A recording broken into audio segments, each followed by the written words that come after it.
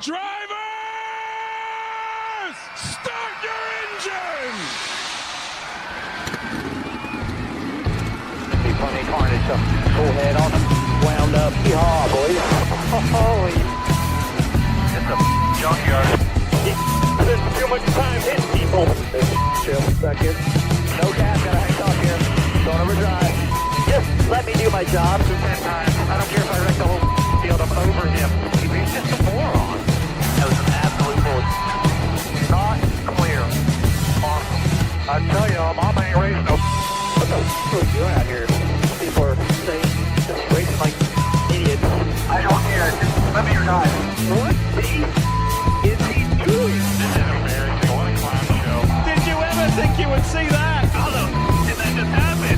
Holy cow! Let's go!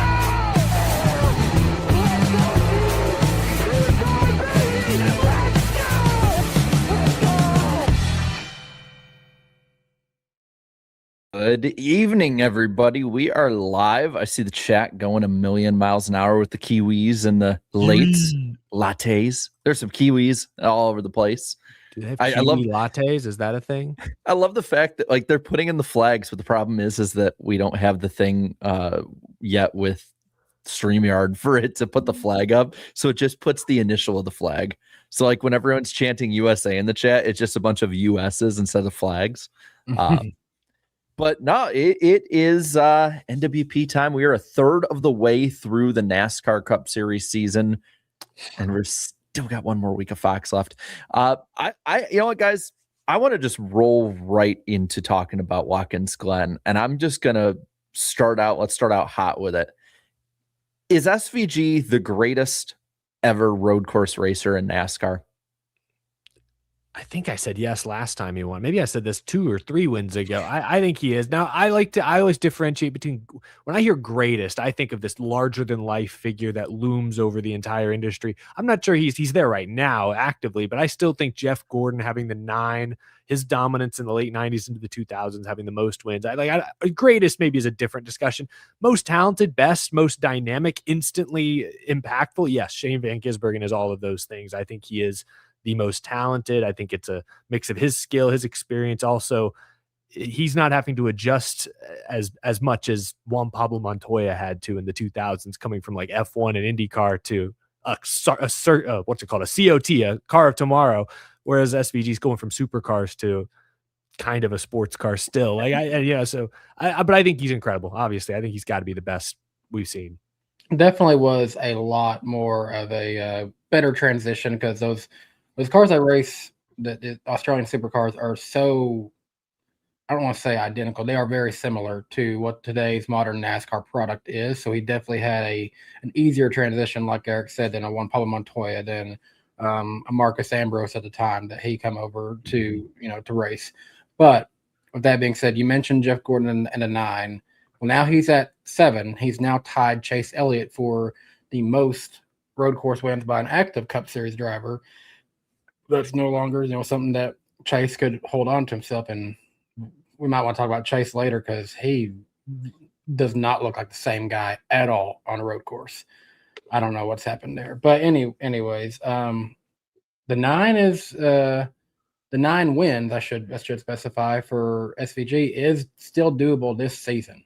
He wins the next 2 road courses, San Diego and Sonoma, and he's right there with Jeff Gordon tied. He can't take it this year because his kryptonite is Circuit of the Americas, apparently, but I'm just gonna say he's gonna tie Jeff Gordon this year. I don't see a scenario where he doesn't this year.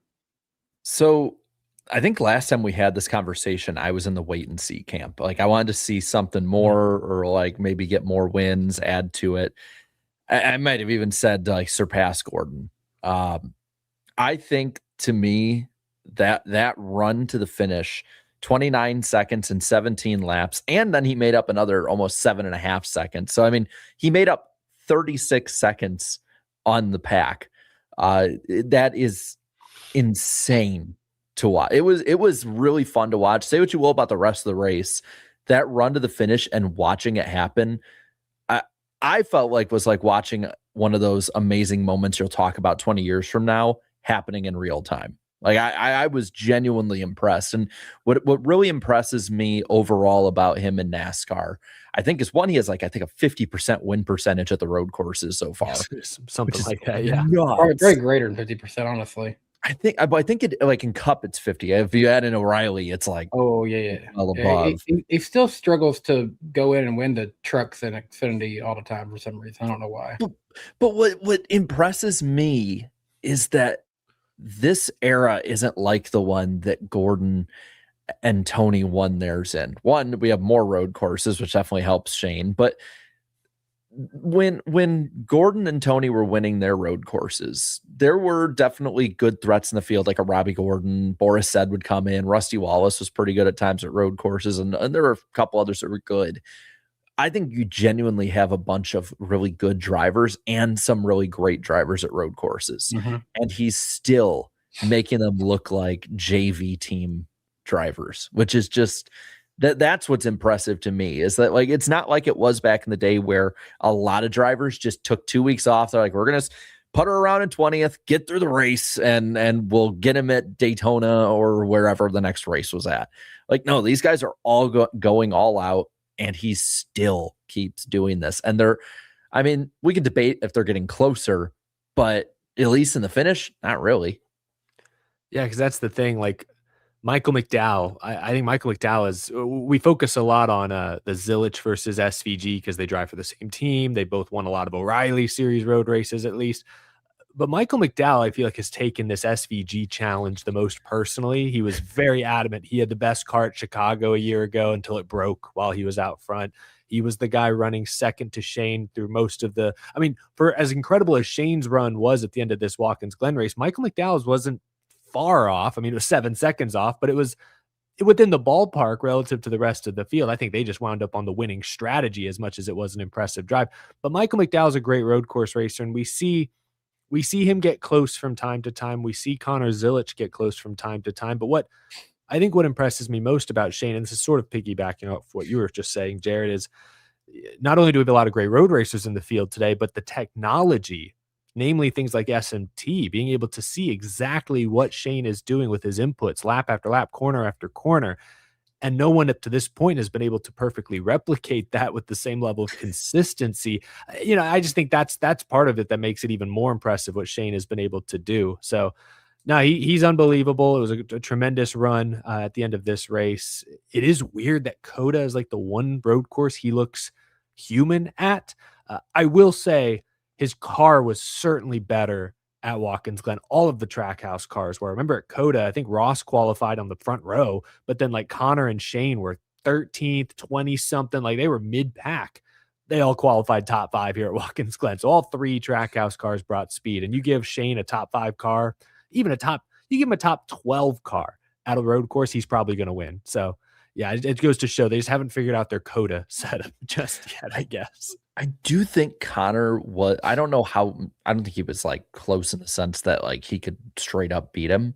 But I do think that when he was right there in Shane's tire tracks for about 20 laps there, neither of them were going all out, which I don't know if McDowell may have been going all out to stay with them, because after the race, he was, they were trying to like tell him like, oh, you're getting closer. And he's like, he kicked everyone's butts. Like I saw like, that. Yeah.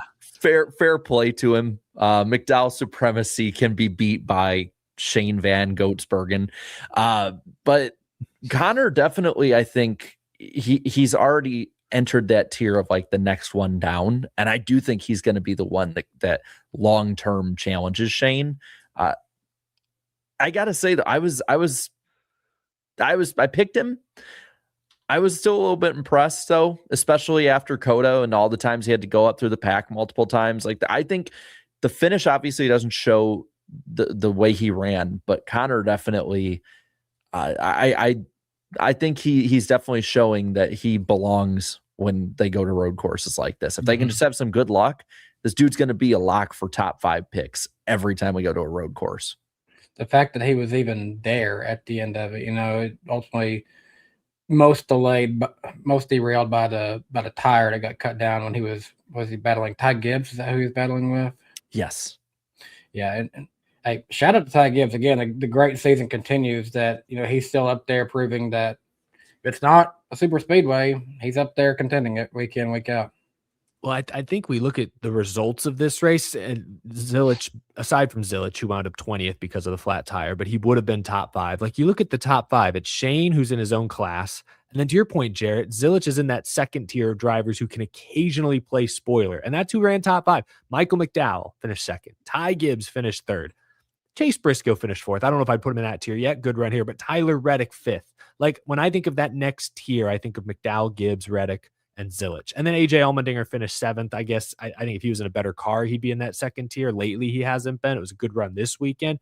But I think you just saw at Watkins Glen, the best road course racers all bubbled to the front, even with 2 very different strategies happening in that final stint. But even though there were 4 or 5 great road racers in the top 5, Shane once again showed he is well above the rest of the field. He is clearly in a league of his own. Yeah. Well, and credit too to RCR, 6th for Dylan and 8th for Kyle Busch, who I believe Busch ran out of gas on the last lap and would have finished higher. Still, good run.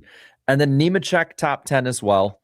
But I got to say, man, 2 weeks in a row where Kyle Busch is running top 10 at the end of these races, gets to actually capitalize on it this time.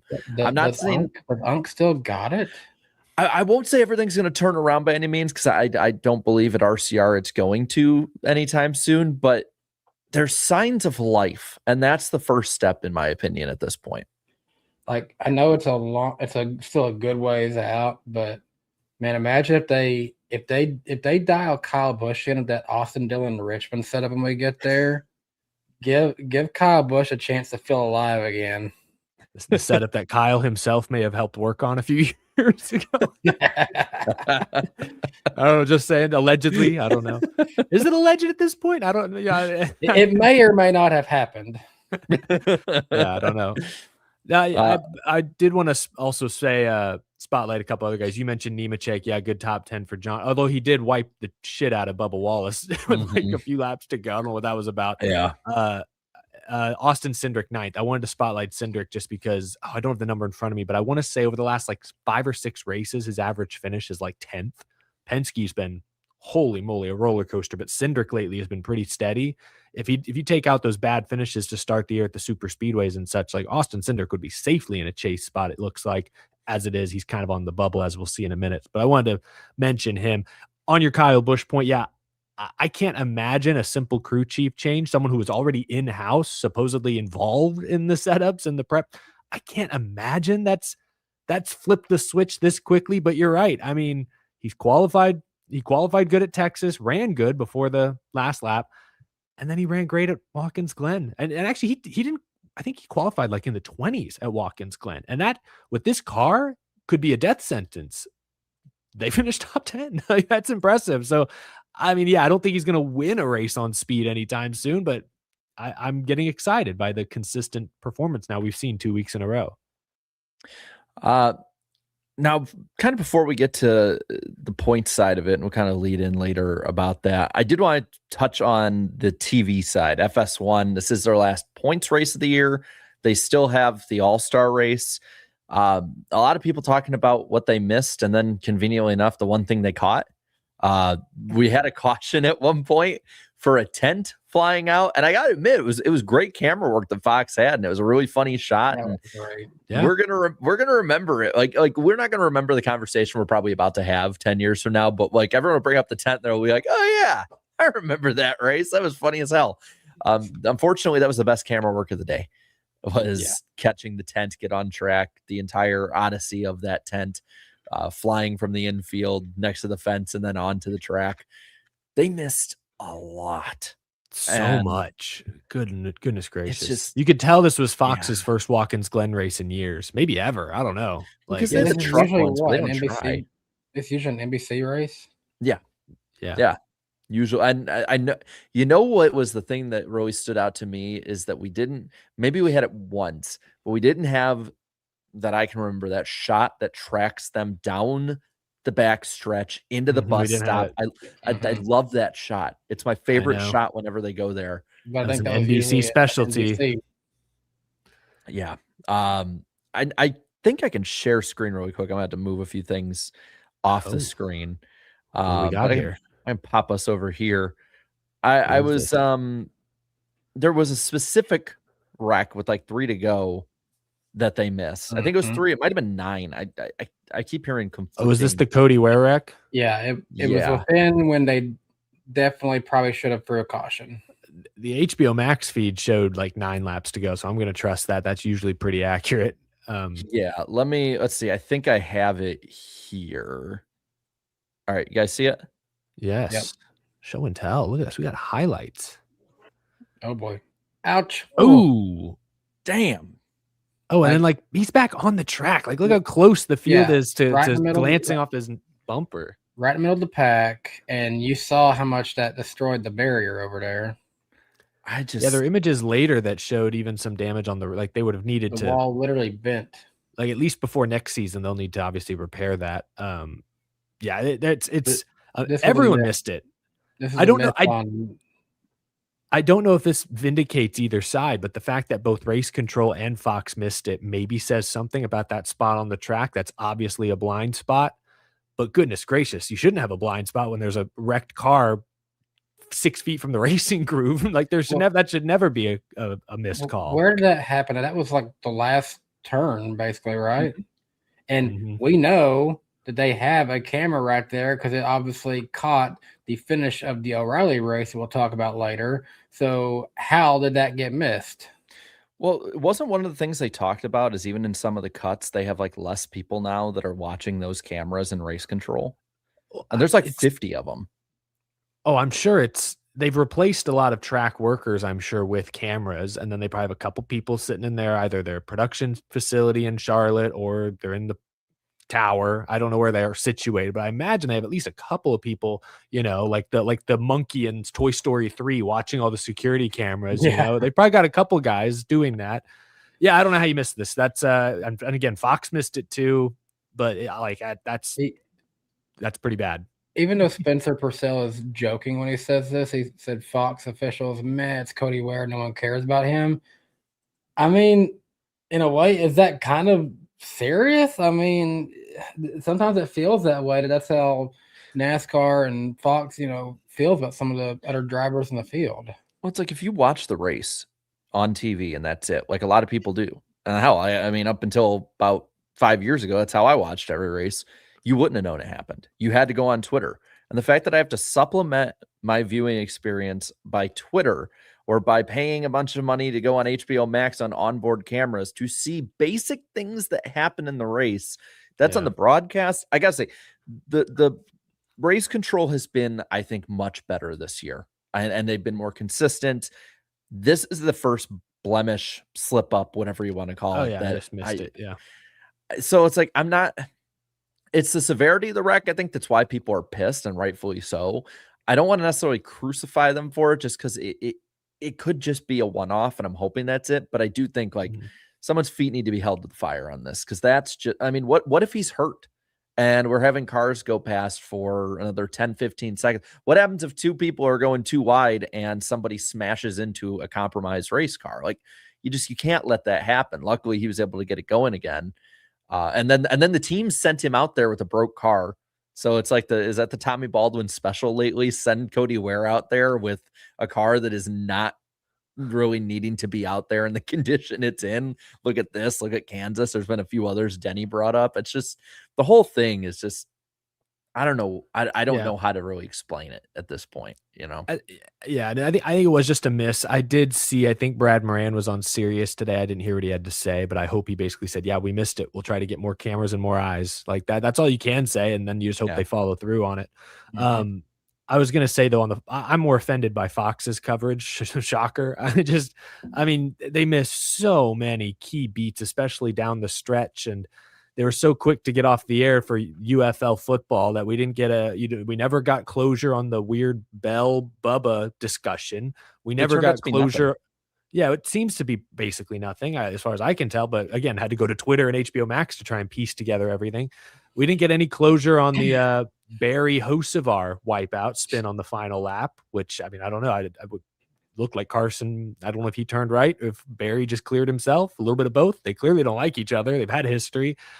but we didn't get any. We barely got any coverage of that. I could go on. There's others. Licky and Legge. They got together. Licky and Legge.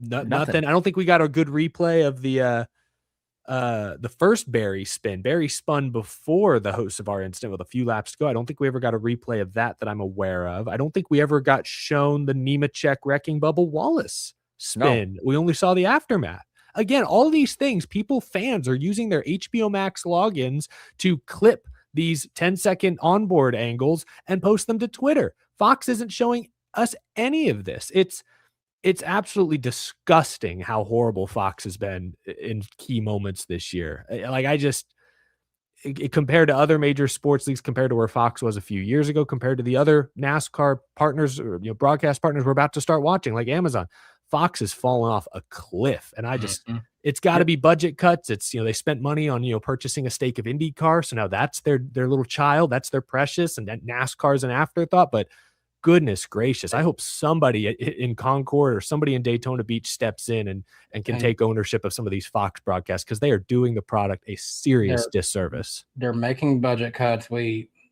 still, week in, week out, whether it's something small or big, I keep seeing stuff that I can tell, like, okay, you're saving money by having AI do some of this stuff, and it becomes a little bit more clear when you start to recognize AI better. But sometimes they do a decent job of hiding it. Has anyone noticed on their YouTube channels this week how all of their videos have been dark and shadowy and like rendered incorrectly? Harvick's show, I went and watched some of First Things First. A bunch of Fox's YouTube clips this week have all been rendered poorly and are all lit badly on YouTube. They just have no quality control over there. Well, here's another one. For the number one NASCAR podcast in a world in America, they couldn't get the audio correct for 3 weeks on the promo, and it sounded like he was going through a tunnel. We've had audio issues on this show that sound better than the promos they put on the damn broadcast for Happy Hour. I thought it was my TV at one point. I want to give credit, by the way, to the guy on Instagram. I think it's Multi-Grid Mashup. He does reactions and stuff. And I saw this clip that he put, and it was of the truck race, but it was a Fox where they're going up the hill, and it's the sun is starting to kind of get a little lower, so that it's just that perfect kind of right before golden hour look. And he goes, "This shot is beautiful." And then before he can even finish the sentence, they go to side-by-side commercial. And he's like, "This is what I'm talking about with Fox. They have a beautiful shot and they choose just to go to side by side." And what I wish is that somebody that actually had some saying power in the sport, maybe somebody in the media, maybe somebody a driver or a Dale Jr. or someone could actually start saying the things that we're saying, because they all see it. I saw somebody called into Moody's show, and he basically told him to shut up. It's not bad. And I'm like, dude, you were at the track. You saw the things we didn't see. Of course it wasn't bad for you. It's I want somebody to say something, because the fans can complain all we want, but as Fox producers proved earlier this year, they will just go attack people and make fun of them for their appearance and other things like that for the last year and a half, rather than address the issues we all see. And it's not just us. MLB is seeing it. NFL is seeing it. IndyCars, we're all seeing it. Moody and his company can't say too much, because a couple weeks back, I think it's more of an issue if you were trying to listen to it online or on the NASCAR app. When I was coming back home from a fishing trip and I was just trying to listen to Talladega, the glitch. I kept hearing Cody Ware, Bubba Wallace, just skipping nonstop, back and forth. You hear the same word. That was actually, they just hired a Porky Pig for that race, and he was a little nervous. That was all. That's all it was. But at least with that, that's a one-off. They're usually better than that with their quality.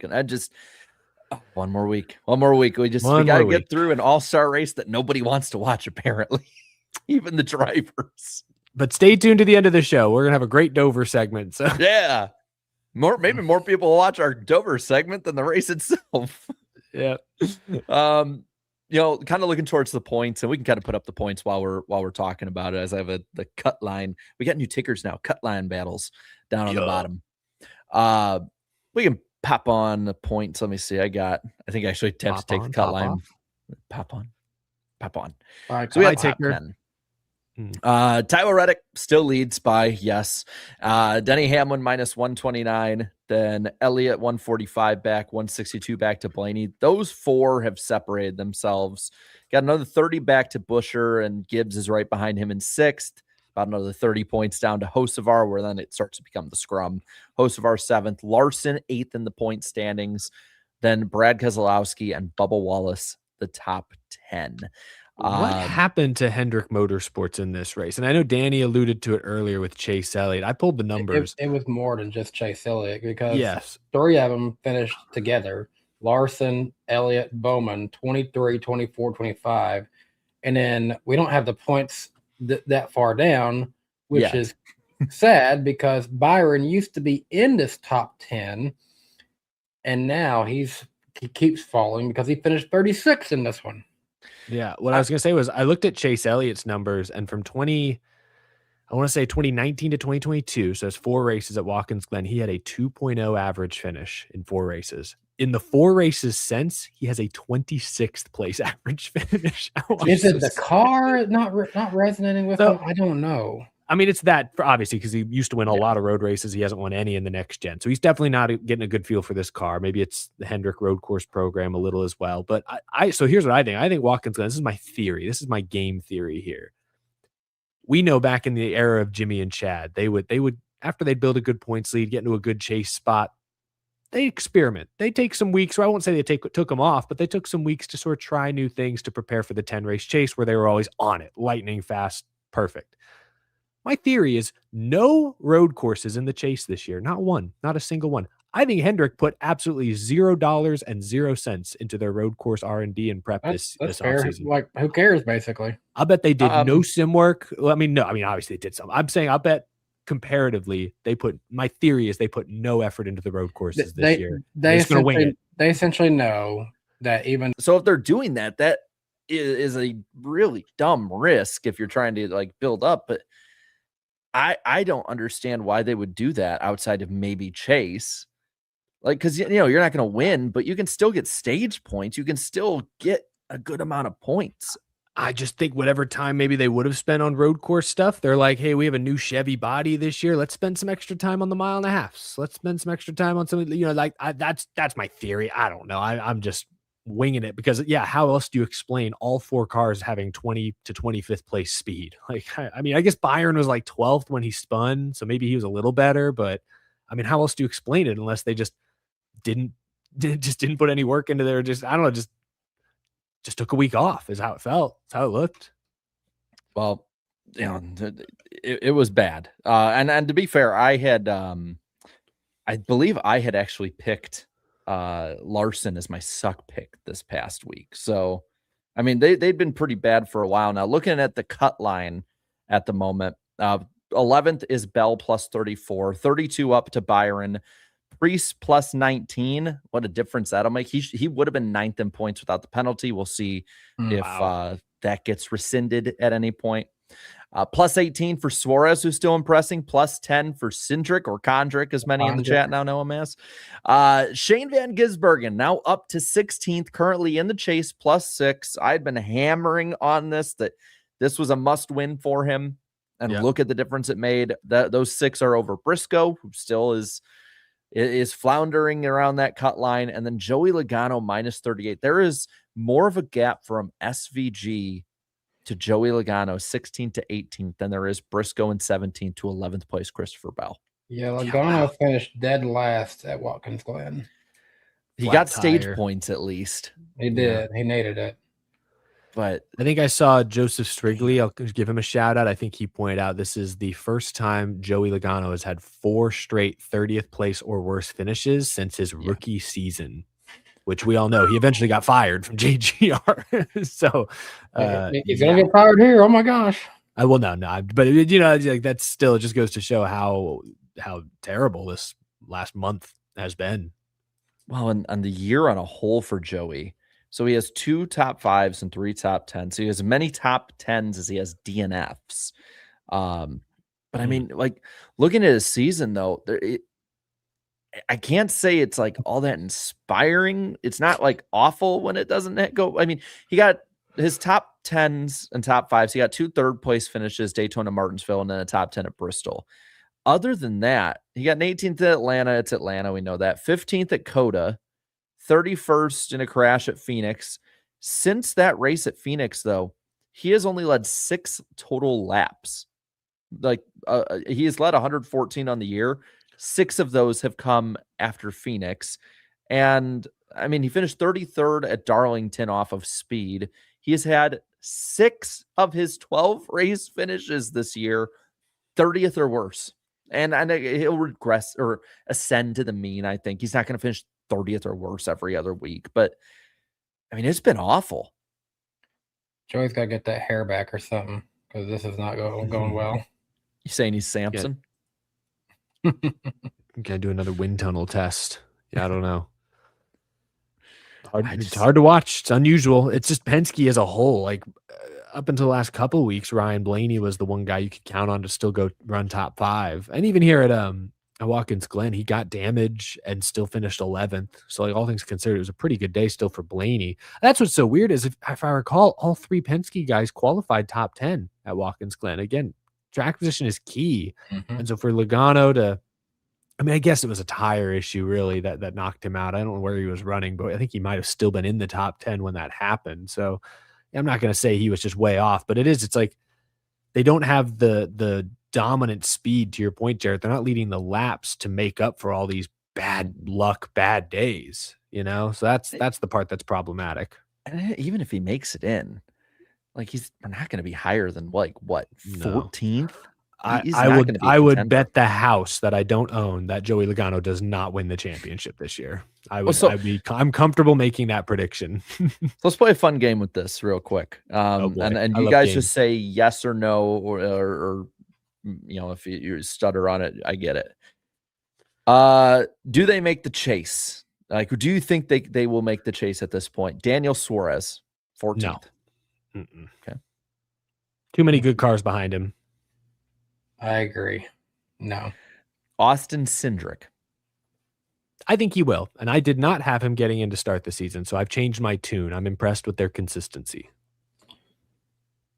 He might be the last one in. Shane Van Gisbergen.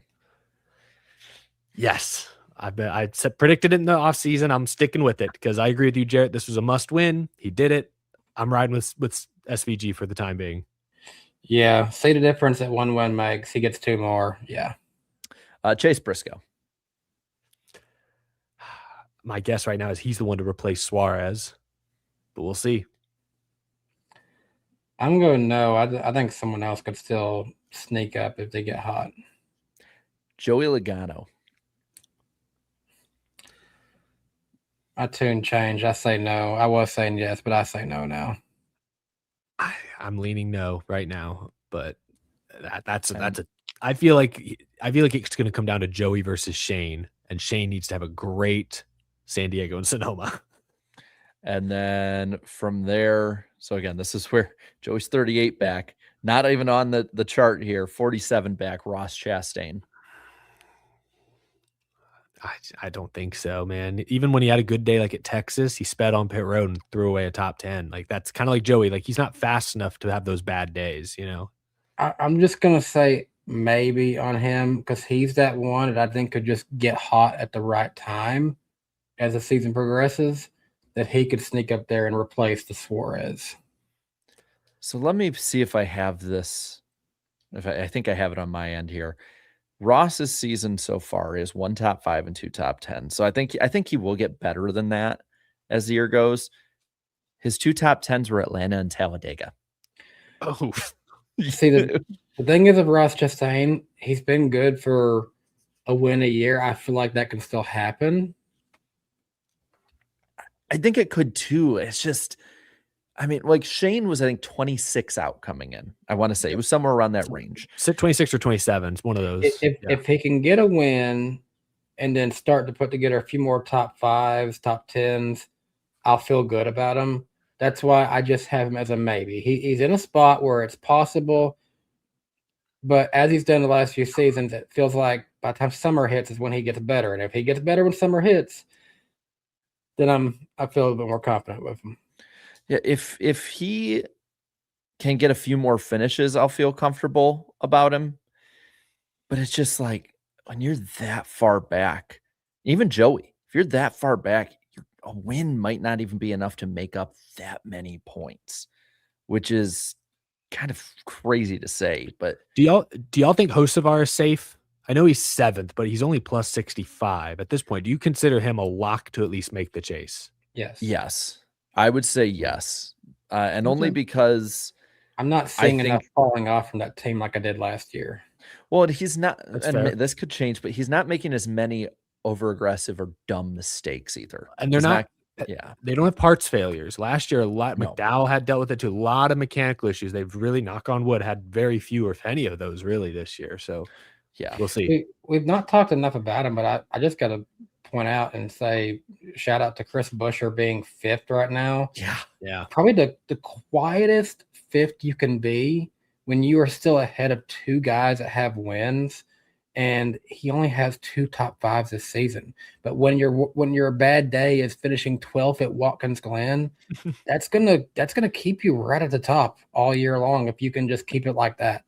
And I mean, he's got 6 top 10s too. He's got as many top 10s total as Kyle Larson this year. And Yeah. Larson's not been horrible. That is the definition of being just a quiet, person.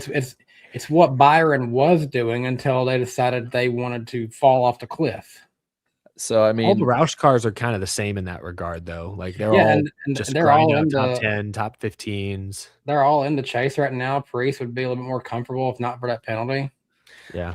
so I mean, I'll ask, could Buescher just, I don't think he'd be necessarily in the thick of it, but could Buescher be somebody that just sort of sticks around at the edge of the championship line? Because I mean, top 5 is around that cut line where you're like, that's where you need to be points wise going in.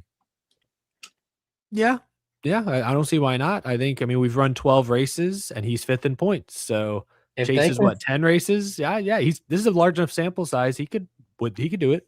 if they could figure out how to start winning races as towards the end of this regular season, he's someone I would watch out for to come in and keep winning races in the chase and spoil some people's shows. So let's head on and talk about the last bit of the weekend here when it comes to ratings and the poll. The Cup race scored a 1.06 rating and 1.928 million viewers. Not a direct comp with last year, but from Mother's Day weekend's race last year, down 17% and about 400,000 viewers. There have been people that pointed out, rightfully so, that there has been a change in metric. And I think it's Manny Soloway on Twitter had posted this up, the big data change that they had. This race last year, even when you include that, still would have had just about 2 million flat. So it still would be majorly down from last year. Not a good showing for the Cup guys overall, no matter what metric you go about looking at it with. Though the O'Reilly Series scored 1.013 million viewers, peaking at just under 1.2 million at the finish. 13th straight race over a million. So still riding high, riding strong on that side of it.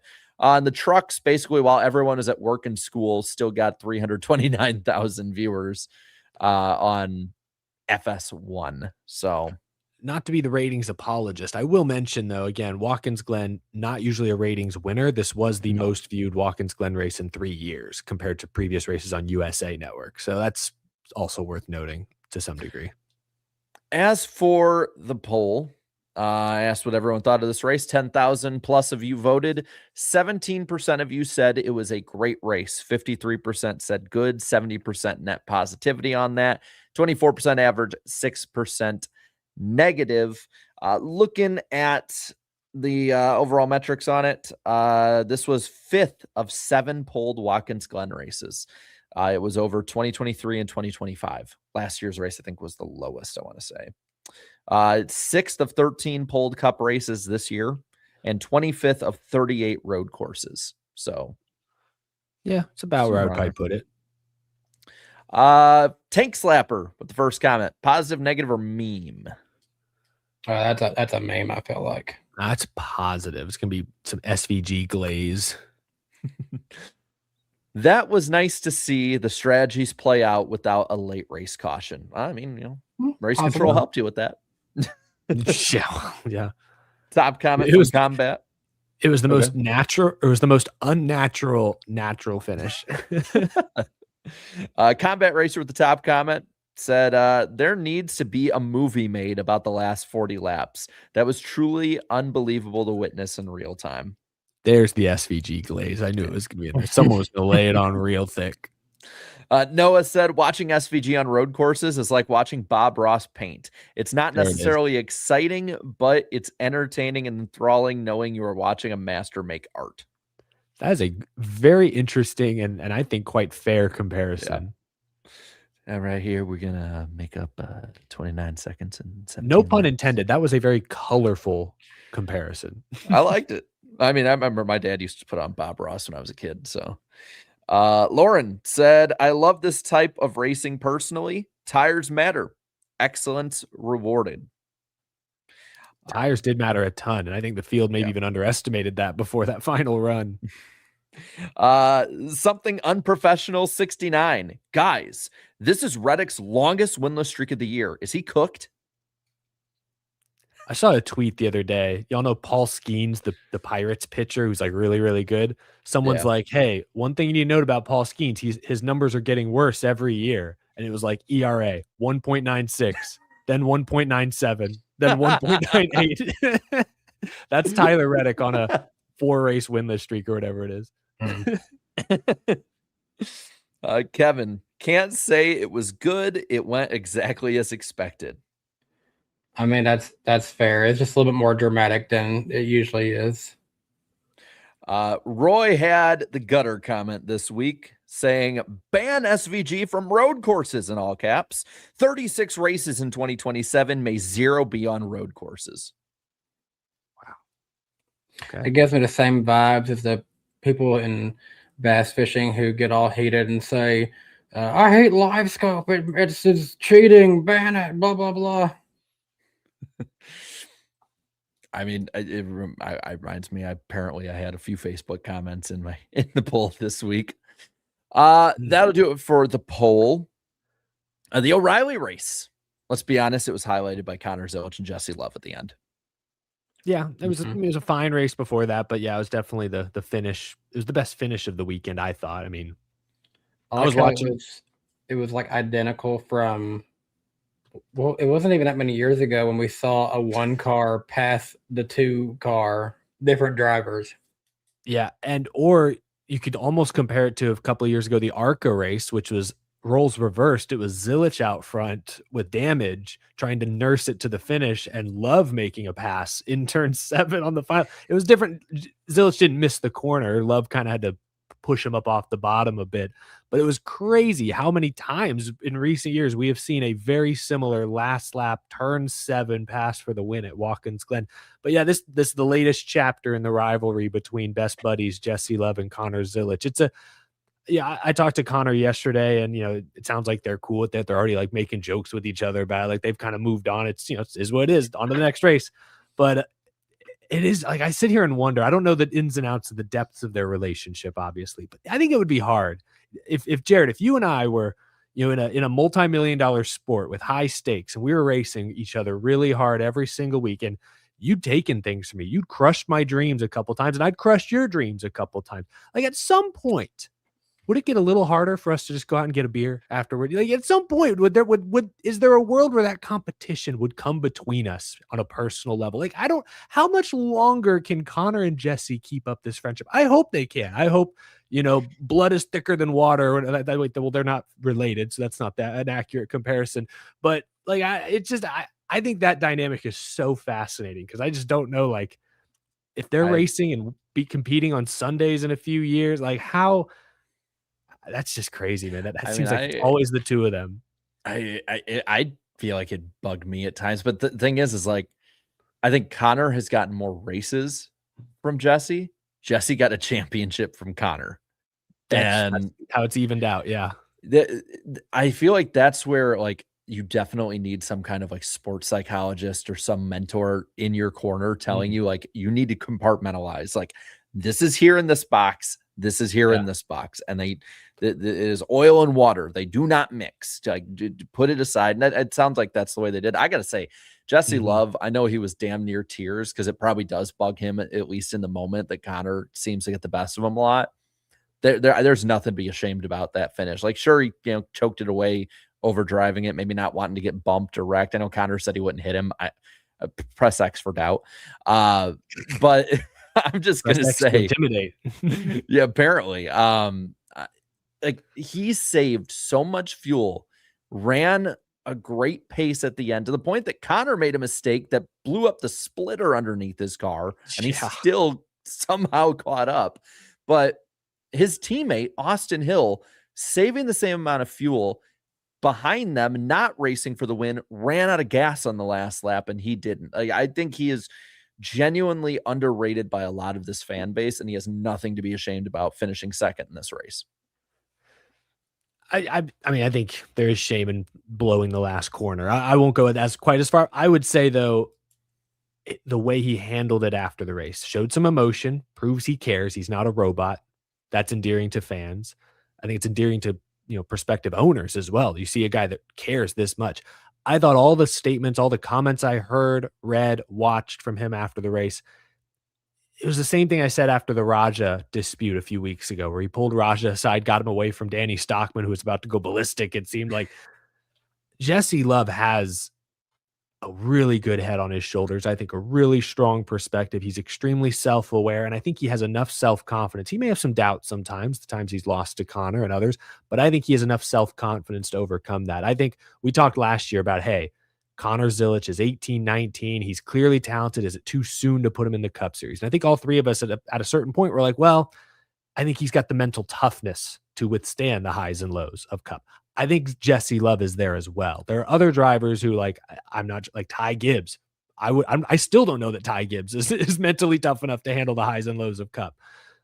But I think Jesse Love, now I'm convinced that he has the mindset, the approach to be a successful Cup Series driver. The talent, I think he's very talented. That was a mistake. I mean, he did great up until that moment, but that was a big mistake at the end that he's going to learn from, and he'll try not to make that mistake in the future. I think he's talented, but I think really what Saturday showed me once again is that he's in the right mental space to go do big things one day. So yeah, there's a lot of rumblings that he could get a Cup seat as soon as next year. If he does, I think he's ready. I think he's ready for it. We'll see what he can do.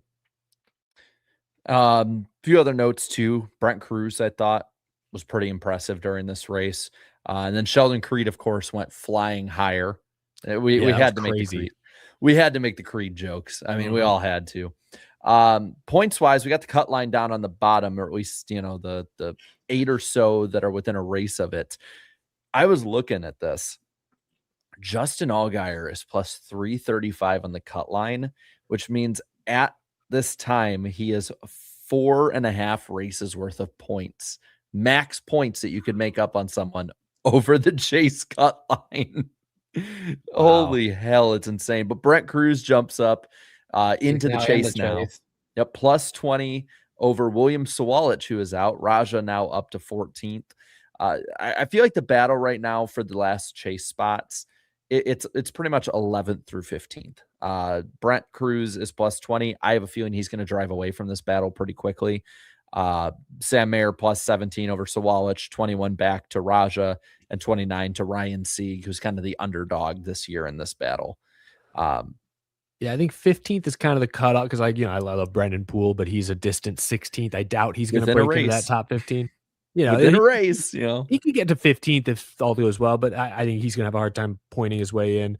And then everyone behind him, Jeb Burton, Dean Thompson, Jeremy Clement, they're not making the chase. But I would extend your list further up. Like, as if people watching the ticker, I agree. I think it starts at 9th. I think it starts with Parker Retzlaff. I'd consider him a bubble driver. Partially because he's one of the younger guys, more unproven. I think that team really is the most unproven. Viking Motorsports has never made the chase, to my knowledge. They've only been around like 3 years, but did they make it? They did not make it with De Benedetto. No. So I would look at Retzlaff as someone who, hey, he's been really solid to start this year. Is that sustainable? We'll see. Taylor Gray, I think it is at this point. I keep waiting for Retzlaff to fall off, and he doesn't.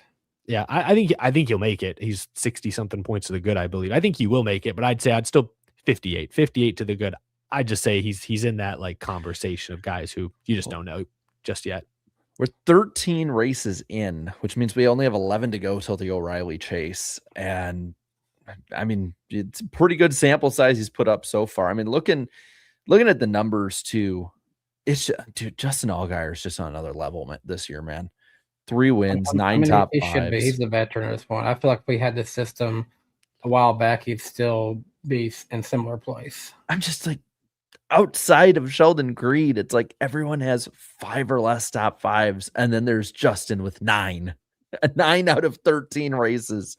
And even It's then, just nuts. Sheldon Creed rightfully should be the second one, because how long has he now been in this series? You've got 2 veterans of this series right where they should be. And, you know, Love's right there too. Brandon Jones is 4th. And he's Another an old guy. He's a veteran now of this series.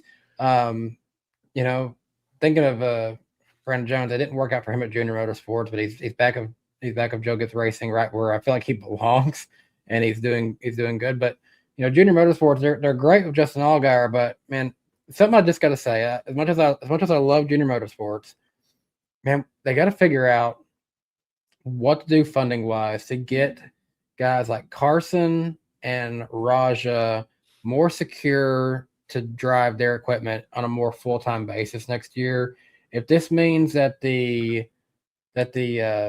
all-star car has to be just the one car, bring back an old number like the 5 they used to run, do something. You know, the 9 is an all-star. They have a couple different all-star options. Why are we booting guys that, you know, I feel like Raja could be a chase driver, but having to dip down to Jordan Anderson has killed his season. Yeah, I don't think Raja is going to be able to make it personally, just because 21 back. Well, the thing is, he's going to go down. He's 21 back, and then he has to go down to the Jordan Anderson car at least a few more times. The margin for error when now Brent Cruz is up there, the level you have to get with Cruz getting in went from here to here. I'm just saying, the guy, I don't trust 12th or 13th at all. Sam Mayer and William Sawalich. I do not. They could both have 3 straight DNFs. Like, that's very realistic. So I won't rule out Raja. I'm with you though. I'd love to see Raja and Carson Kvapil get more full-time stuff. I know the funding is difficult. I will say, like, you know, I think part of why Raja is not in the 88 full-time, just part of the reason is because, you know, they need someone who's going to win races. So they put Kyle Larson in the seat. They put William Byron in the seat. And like, you know, that 88 won 11 races last year. Raja's great. I think if he was full-time, he could win a couple in that car, but I think how long he still has ways to go to his development. How long did it take Connor to start winning consistently last year? And that's Raja having to, you know, say bye-bye, see you in a few weeks. You know, it's not good to keep momentum, keep consistency. Then, you know, you can't start becoming a winning driver if you're, you know, having to dip in and out of it. And we've seen this historically before of drivers who you think have deals worked out with JRM, and then things change. Like it happened to Kelly Byers back in 2010. He was the guy who's supposed to replace Brad Keselowski in first race of the year. They said, oh, actually, Kelly Jr. is going to drive this car at Daytona. Then you'll hop in. And then he was supposed to have a full season with them, and that went away very fast. He ended up getting let go by the team because it wasn't going to work out. What is Raja? We love Raja here. I think Raja's a talented driver, hardworking, good guy. But what is his path? Because he's not as we'll talk about a little later, Corey Day is the Hendrick development driver who's next in line for a cup seat. And I don't think anything, unless Raja goes on a generational run out of nowhere, I don't think Raja's, you know, leapfrogging him in the pecking order anytime soon. So it's like, you know, is Raja in the Hendrick system? Because I don't think Chase, William, or Kyle Larson are going anywhere anytime soon. So like, what is Raja's? What's his standing with Hendrick, with Junior Motorsports? Like, I just don't know. For a little bit, we were in a seeing good place, but I just don't know. For a little bit in the truck series, we were seeing Ally on his truck, and you know, a lot of people started thinking, "Oh, is he like is he one that they're watching for the 48 at some point?" But he's not ready for that by any means. Maybe Spire. I mean, he drove for them, lower Chevy team that's ascending. I still think, you know, as much as like, I think he's over, you know, I think he's over accomplished compared to what a lot of us thought he'd do after what he kind of didn't do in the truck series, I think he's got a long way to go before he's cup ready by any means. Like if he went up to the cup series, say he'd get eaten alive. Yeah, no, I think so too. I actually think Raja in trucks was, by the end of his truck tenure at Spire, was pretty good. Like we've known Raja since he was still like 16 years old. Like we've known him for 7 years now or something. And I remember when we first met him and he was just starting like Legends cars and late models. I'm like, hey, we'll see where this kid goes. Maybe he'll make it one day. When he got to like ARCA and was running all right, I remember thinking, hey, this is cool, but maybe this is it. Like I'm like, this might be it for him. And then he got to trucks and kept getting better. And then he got to where he was winning a race a year with Spire. And last year, Spire wasn't that great in trucks. They were kind of mid, honestly. And he was a chase kid. Was it last year? He was like he got wrecked by Honeycutt at Martinsville, or would have been in the championship 4. Yeah. Yes. So like he was 13th, I think, or 14th in points heading into the chase, though. It wasn't like, or playoffs, though. He wasn't exactly. But I would say he had a good last year. He had a very good season in trucks, and that's when I was like, "Wow, okay, Raja's taken a leap." And then Junior Motors, what can he? So we'll see how the rest of this year plays out. I just am looking at his future, and I guess you're right. There's the Spire connection, with McDowell. Who knows how many years he'll race? Suarez is kind of year to year. Like we don't know. Maybe there is an opening at Spire in the next couple of years. I just wonder. I just wonder where he's really at. What's his funding? Who believes in him? Everyone likes him. Everyone I hear from is like, yeah, we like Raja.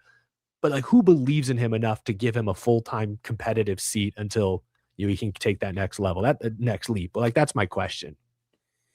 I mean, speaking of Tristan McKee with Spire, that's their kid in the wings. So yeah, even then, I don't know if he's top dog at Spire. Like, thank you, Napa Racing, if I forgot about Tristan.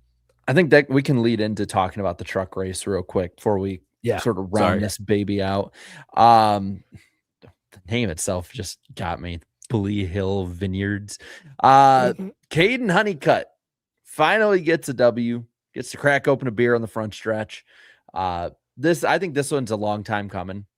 We all kind of knew going in. He's got arguably the best truck, probably the best truck out there. Really talented driver, done really well, done everything but win, leading the points. Now he finally breaks through. I feel like this is the moment the floodgates can really start to open up because I think the wins will come a lot more frequent now. Yeah, he went from an underrated driver to now I think everybody really knows with how well he started this season. Like this kid's for real. Yeah. No, yeah. I mean, we've seen even when he was at Nice, I feel like a couple of years ago, you'd see him showing up places you wouldn't expect, and he was doing it consistently. And then last year, having a great season, making the chase, and then switching into that Friesen truck and getting all the way to Phoenix, being a part of the championship 4. Like he's just steadily getting better and better and better. He's not perfect by any means, but he was damn near perfect this weekend because he won the ARCA race, the truck race, and then he turned around and won back-to-back late model races the next day. He won like 4 races in 2 or 3 days, like 4 for 4. Call him Wendy's. I don't know. Like this guy. Yeah, I'm with you, Jerry. I think everyone's now finally realizing, hey, he's legit. Could be one of those next prospects. It seems like Toyota likes him, so we'll see where he goes from there. But I think he'll win. I think one of my predictions I think I made on this show is like 4 or 5 wins for Honeycutt this year.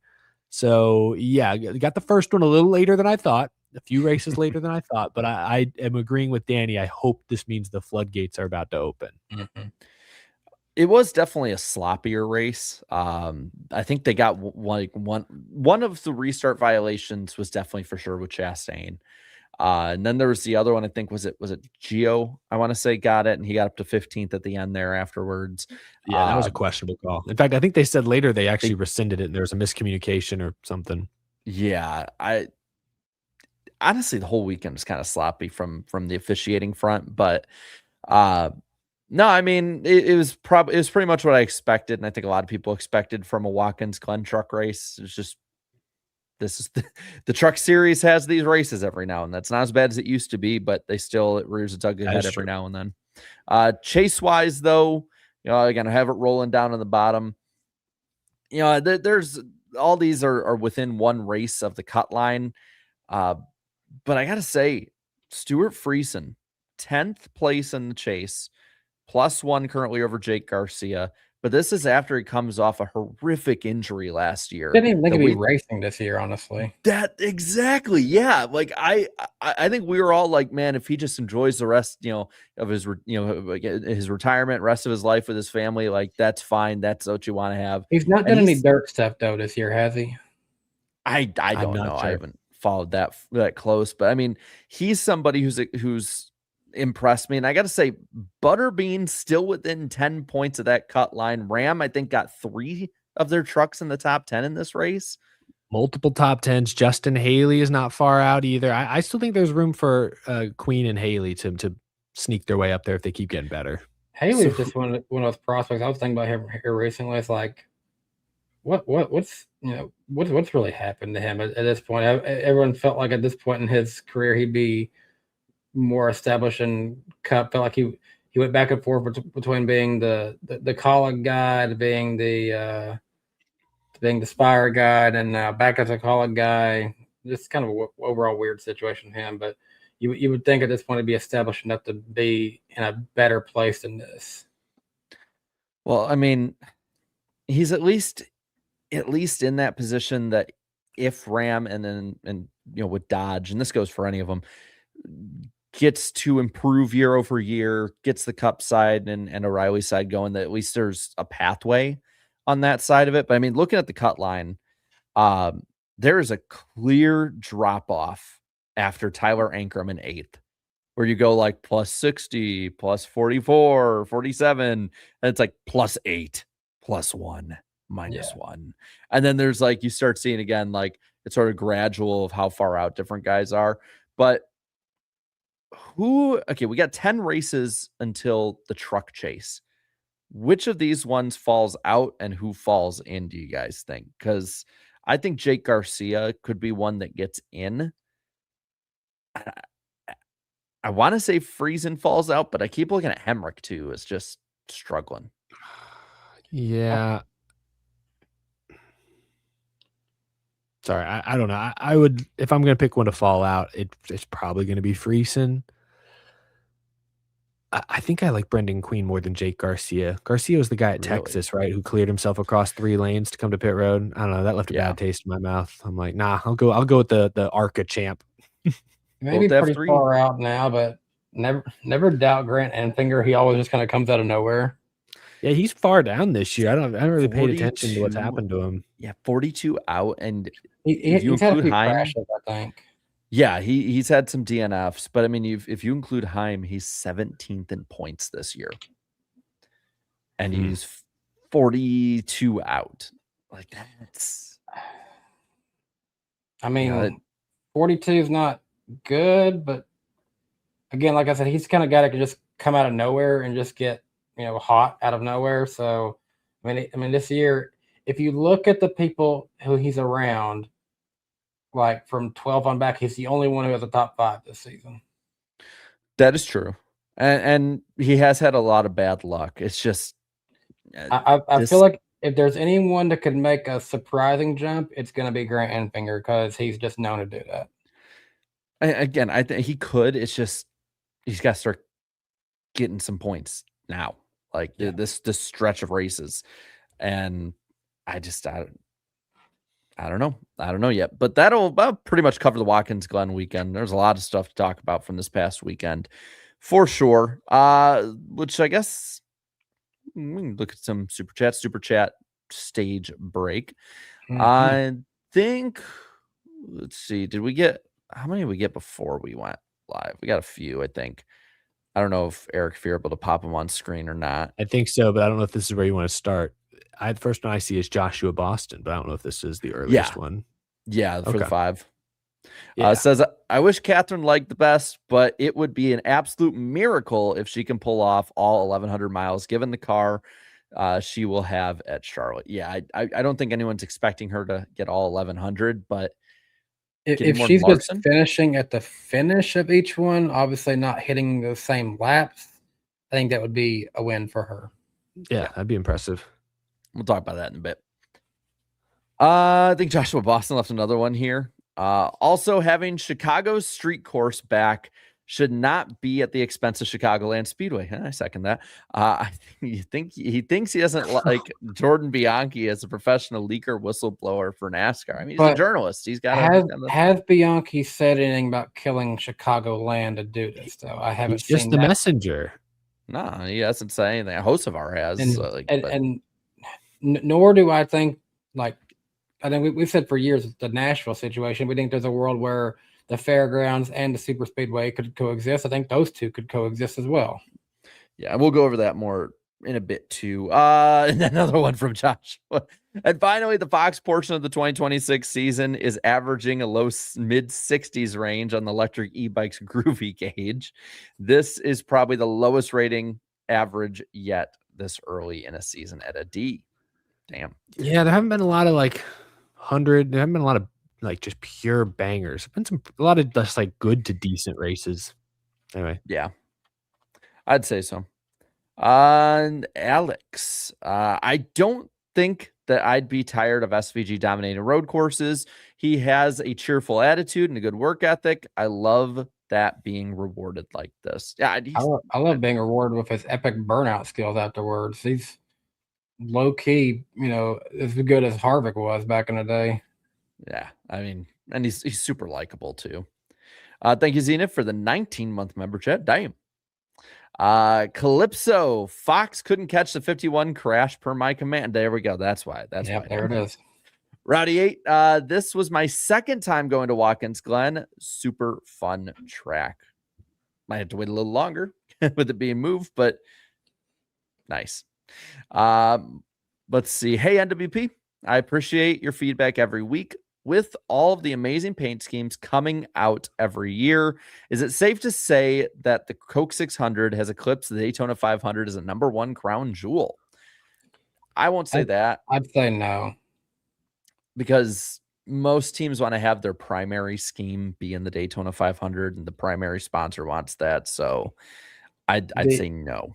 The Coke 600 isn't even the biggest race of that day, let alone being the biggest race in NASCAR. True. I do think I think it takes more skill. I think it's more impressive to win the Coke 600 than the Daytona 500. I will say that. Yeah. But yeah. Let's get 3 more here. Actual Zillionaire. Look at that profile pic, man. Oh, that's crazy. I was the NWP 1000th subscriber and have screenshots to prove it. Congrats, cheers, using YouTube earnings to pay for this. Awesome. Thank you. Thanks. Thank you, Zillionaire. Oh, sorry. Shit. Oh, good. Pac-Man saying, welcome to the Glen Turn 1 Tire Pack location of the new and improved Chris Wright Talent Memorial East Coast location. We accept all donations. Becoming a nationwide chain. Last one, a Fitty from Mofo Product. Wow. As far as SVG versus Jeff Gordon raced on less road courses yearly, and if Jeff Gordon raced 4 road courses a year in the 90s, he may have 15 wins. Also, Jeff Gordon raced in an era where mechanical failures took out the leaders. Jeff Gordon lost at least 2 to 3 wins due to mechanical failure. And I think it's a good point to the argument too. If he had more races in that time, he would have won more, just because that team was damn near unstoppable at the time. So it's a good argument to have. I like it. All right. Do you hear that? Can you hear it? I think no. I can't. Jump scare. Oh, there it is. Snuck up on me. The lightning round on the NASCAR Weekly Podcast. And like we talked about before, we hit 1K on that channel. We'll let you know probably next week what we plan to do to celebrate. So thank you. Which, by the way, at NWP Clips. Also, for the August NWP 400, if you want to co-sponsor the event on certain things like the pre-race show or the restart zone or whatnot, contact us at the weekly podcast guest at gmail.com email, and we will get you more info and get you connected with John, who runs it all, so that we will get all figured out. Watkins, and by the way, we'll remind you guys through the year too. So there's plenty of time. Once we get the full date to you, you can know for sure. Watkins Glen has moved back to September in the chase for 2027.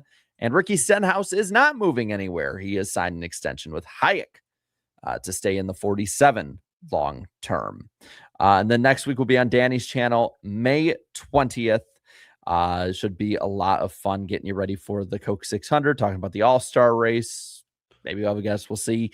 But that'll do it for the lightning round. And then really quick, before we jump on into the headlines, wanted to pop this on screen really quick. I know, Eric, you talked about it, I think, in one of your recent videos, the Victory Junction Gears and Guitars event, Friday, May 29th.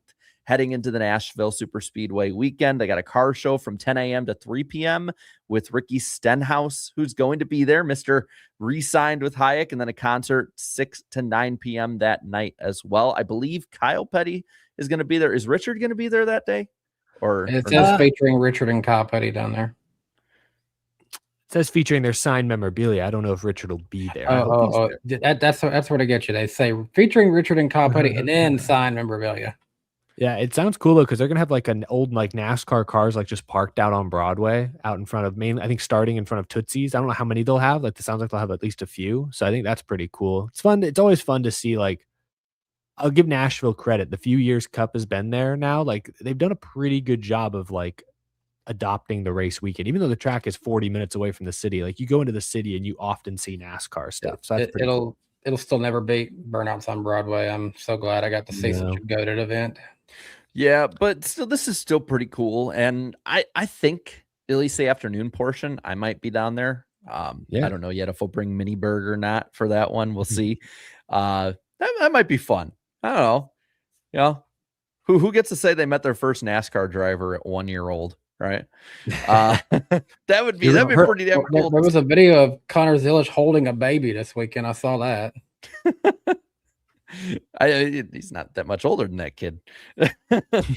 but I hope to see as many of you that are in the area as possible down there for that one. I'm more than likely going to be there as long as schedule permits, as an AKA Minnie Berg and her nap schedule. It all goes back to Minnie Berg. It really does. She runs my life right now.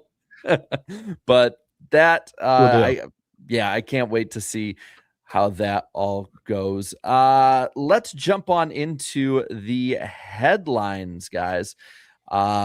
Starting out here with a lot of reckless speculation. This is like the lightning round continued. We've got so many little things to touch on. So Jordan Bianchi had two of them, and I think there's some pretty big ones, honestly, with the schedule side of things. So we'll start with the one he talked about on the teardown on Sunday, saying that there is genuine concern in the garage area over the future of Dover Motor Speedway. I saw the Speed Freaks today, who have a pretty good podcast and are pretty well connected, talking about there is worry of Dover just being completely axed next year, not even in an all-star race. Whether or not that happens or not, we'll see. But what do you guys take of the fact that it's not just the fans who are now worried and feeling like a lot of antsy about where Dover is, but people in the industry and garage area? What does SMI get out of this is my biggest question, because they've already had to sacrifice one track, Kentucky Speedway. Are they really going to sacrifice another track? Yeah, I think that's a fair question. Yeah, I just be like, how does SMI get on board with this? I'd be surprised. I don't know. I mean, the industry knows more than I guess we do sitting here, but like Dover, did it need 2 dates? No. The crowd support, the excitement, the energy was not there for 2 dates at this point. I think a lot of tracks have had to, eat a slice of humble pie. My home track, Texas Motor Speedway included. And there was a ton of energy at Texas a couple weeks ago now that they're down to 1 date. So I think 1 Dover date is great. I think losing Dover completely doesn't really make sense to me. I still think there's a decent turnout there. The racing's not amazing, but it's solid. I don't know. With the next speculation we'll talk about, Chicago and reshuffling there, I'm hopeful maybe there's if Chicagoland ends up being a one and done this year and is not back on the schedule, I would hope Dover is the one to like slide back into maybe they're the 4th of July race next year. I don't know. We'll see. But losing Dover completely would be very surprising to me.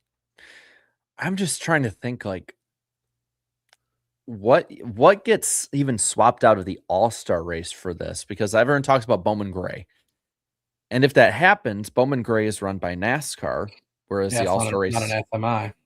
Well, and so what would be swapped out then? Would it be the ISC race with Chicagoland? I mean, the Kansas deal with I want to say they had to deal with like the casinos to have 2 races.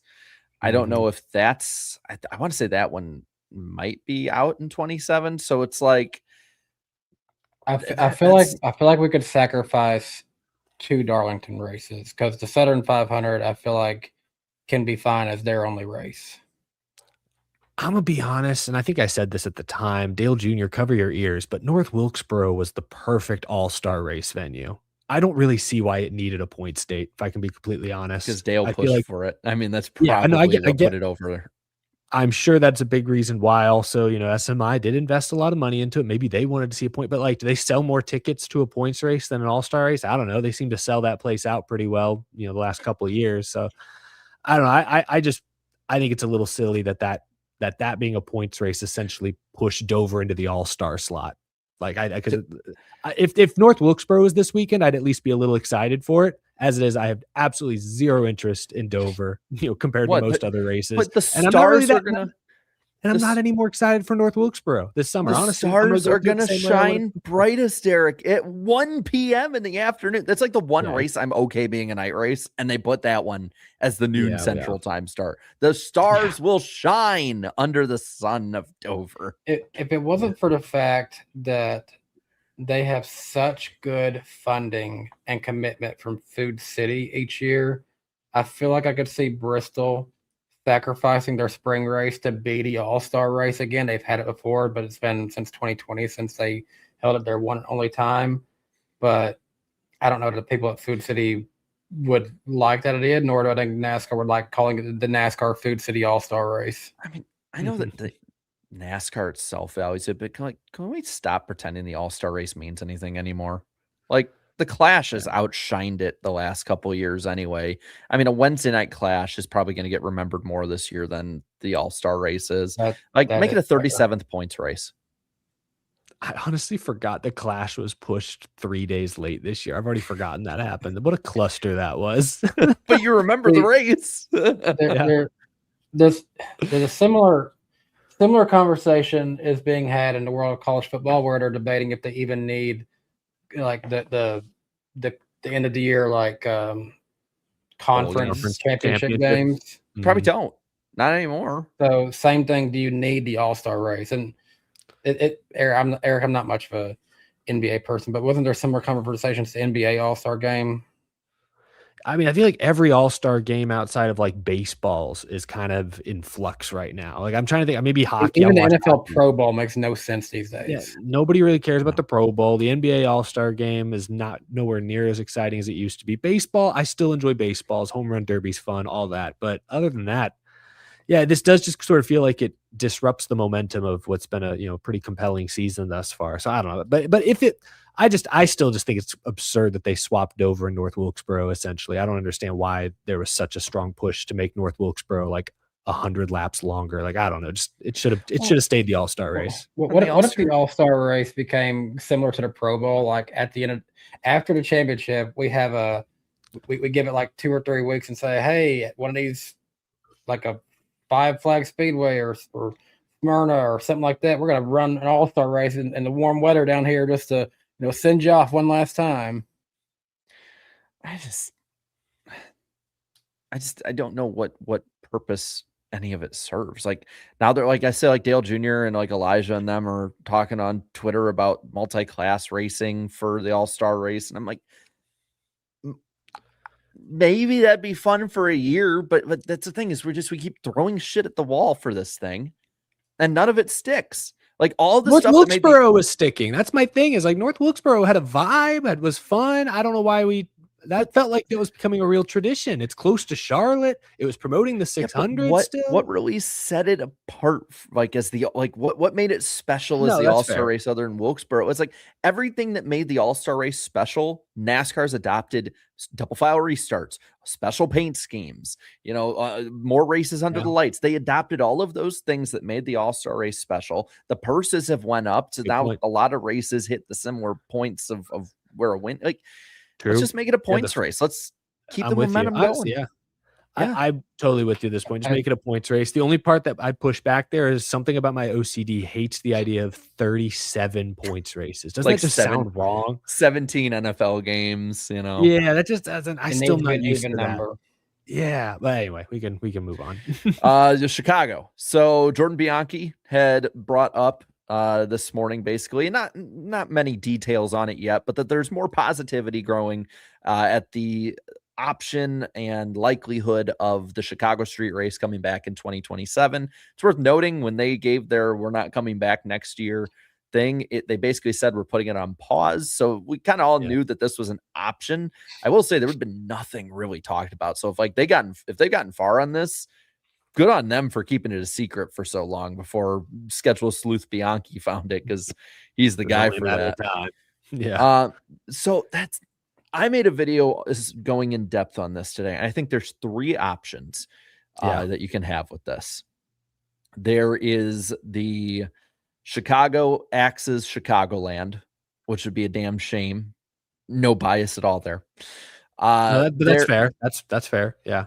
And I honestly, no bias, I think it would be a shame. So there's that side of it. There's the coexist side of it, where they both are on the schedule, and then there's like the of every other year side of it.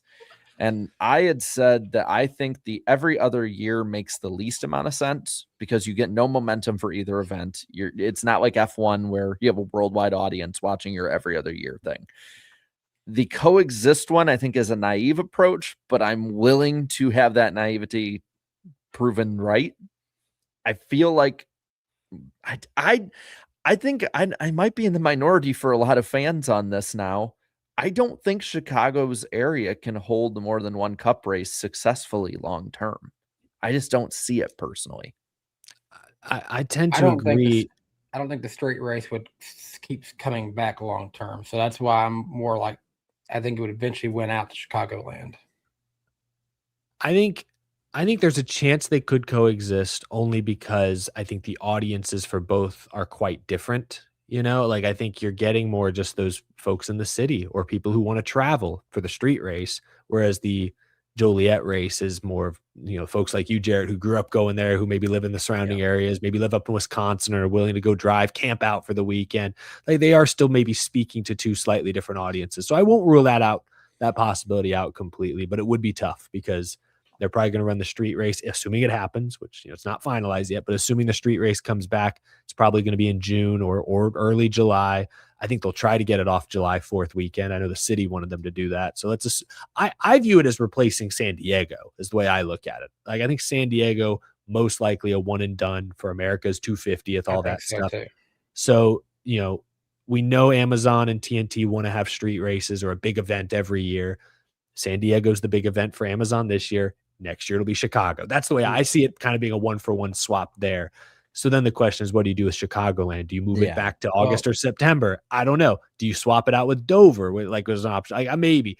Or hold on, because right now, how this year's schedule plays out, they do San Diego, then they do Sonoma, then they do Chicagoland. Well, if we're going to replace San Diego with Chicago street course, why don't we then go Sonoma, being this year it's June 21st is San Diego. So that weekend is Sonoma, followed up by Chicago street course, and then Chicagoland. We have back-to-back weekends in the Chicago area, and everyone kind of just enjoy Chicago for a little bit, So that's bold. Have they ever done anything like that before? Where it's in the same. They used to do All-Star Race and Coke 600 back-to-back in Charlotte. Yeah, and they had a lot of Southeast tracks close. See, I'm on the opposite end with this. Is I think you have, if you're going to coexist, because knock on wood, man, I would want to go this direction with it. I would want to have Chicago street race the week after the 600, carry the momentum from the first prime race, the biggest audience are going to have, into what'll be probably the biggest event. That gives you enough time to get the track cleaned up by July 4th and not be a nuisance to the city on what I'm going to be honest is a nightmare traffic week, not just weekend, week in Chicago, living in that area. Anytime you'd go near there, it was a madhouse. I wouldn't put Chicagoland in the chase for the simple reason that it was not very popular for a lot of us that attended at the time. Illinois, you especially Northern Illinois, you hit this, like, it's a razor thin part of the season where if you hit like September 10th to 14th, it's going to be like summer still. If you hit closer to like September 19th, you're going to have nights getting down into the 20s. It's going to be freezing and raining. Nobody's happy. So I say do it the week or two before Daytona. So you have plenty of space. Yeah. And where I would say you could even double down on like using Chicago street race to get new fans to go to the Chicagoland race is that you got 2 to 2.5 months between the races. Literally have a Chicagoland booth selling tickets on site. Be like, do you like what you see? Do you want to see more what NASCAR is? We got another track like 40 minutes away. It's as far away from you as the new Bears Stadium will be. So it's not like you're not going to make the drive. All right. Yeah. And that way you build up both events. You have them separate. Maybe they can coexist. Here is a proposal that I have. If you're going to put Chicagoland back into the chase, put it in the date that Worldwide Technology is right now, that second race of the chase, and you move Gateway. If you don't put Chicago Street Course as 4th of July weekend, maybe do a night race at Gateway. I mean, you go to if it's July 4th weekend, go to the one that shoots off the biggest firework every year before the race even starts. That would be pretty cool. Not gonna lie. They did. I mean, they ran 2 Pocono races about a month and a half apart for a while. So I think the idea of there being 2 Chicago area races isn't crazy, based on Carson Hocevar's reply. That doesn't seem to be days for a little bit where the industry is landing. But yeah, I don't know. I'm excited about the street race potentially coming back. That was one of the most fun. I mean, I went 2 years in a row, and even the year it was a freaking flood, that was such a fun race. Like, it was such a cool experience. You know, I would be bummed if it cost Chicagoland when Chicagoland just came back. But I know we've talked about on and off the air, Jarrett, like the Joliet area, it's warehouses, it's a new data center. It's like, it just kind of sucks. It's in just such a rough location, Chicagoland Speedway. It's just not a good location. So if we're talking about long-term future, I'm not sure. And I think we would all agree, like, nobody's really sure if that track has a great long-term future, just where it's located. There you go, Jared. Eric said he wants to kill off Chicagoland long-term. He just said it. I heard it. Second home track of mine to get killed off. For the record, I went to the Chicago Street Course because I was like, hey, if I'm going to talk about this thing and have a strong opinion, I want to experience it. I'm going to Chicagoland this year because I've never been, and I know it's back, and it's a big thing this year, and who knows what the future holds. I want to go see it for myself, watch a race, so I can have a little more of an idea of, okay, what's the area really got? How difficult is it to get all the way out there? All those things. Like, I want to be informed. I hope it survives. You guys just let Alex Bowman win a third time in Chicago, and we'll see what happens. We'll see.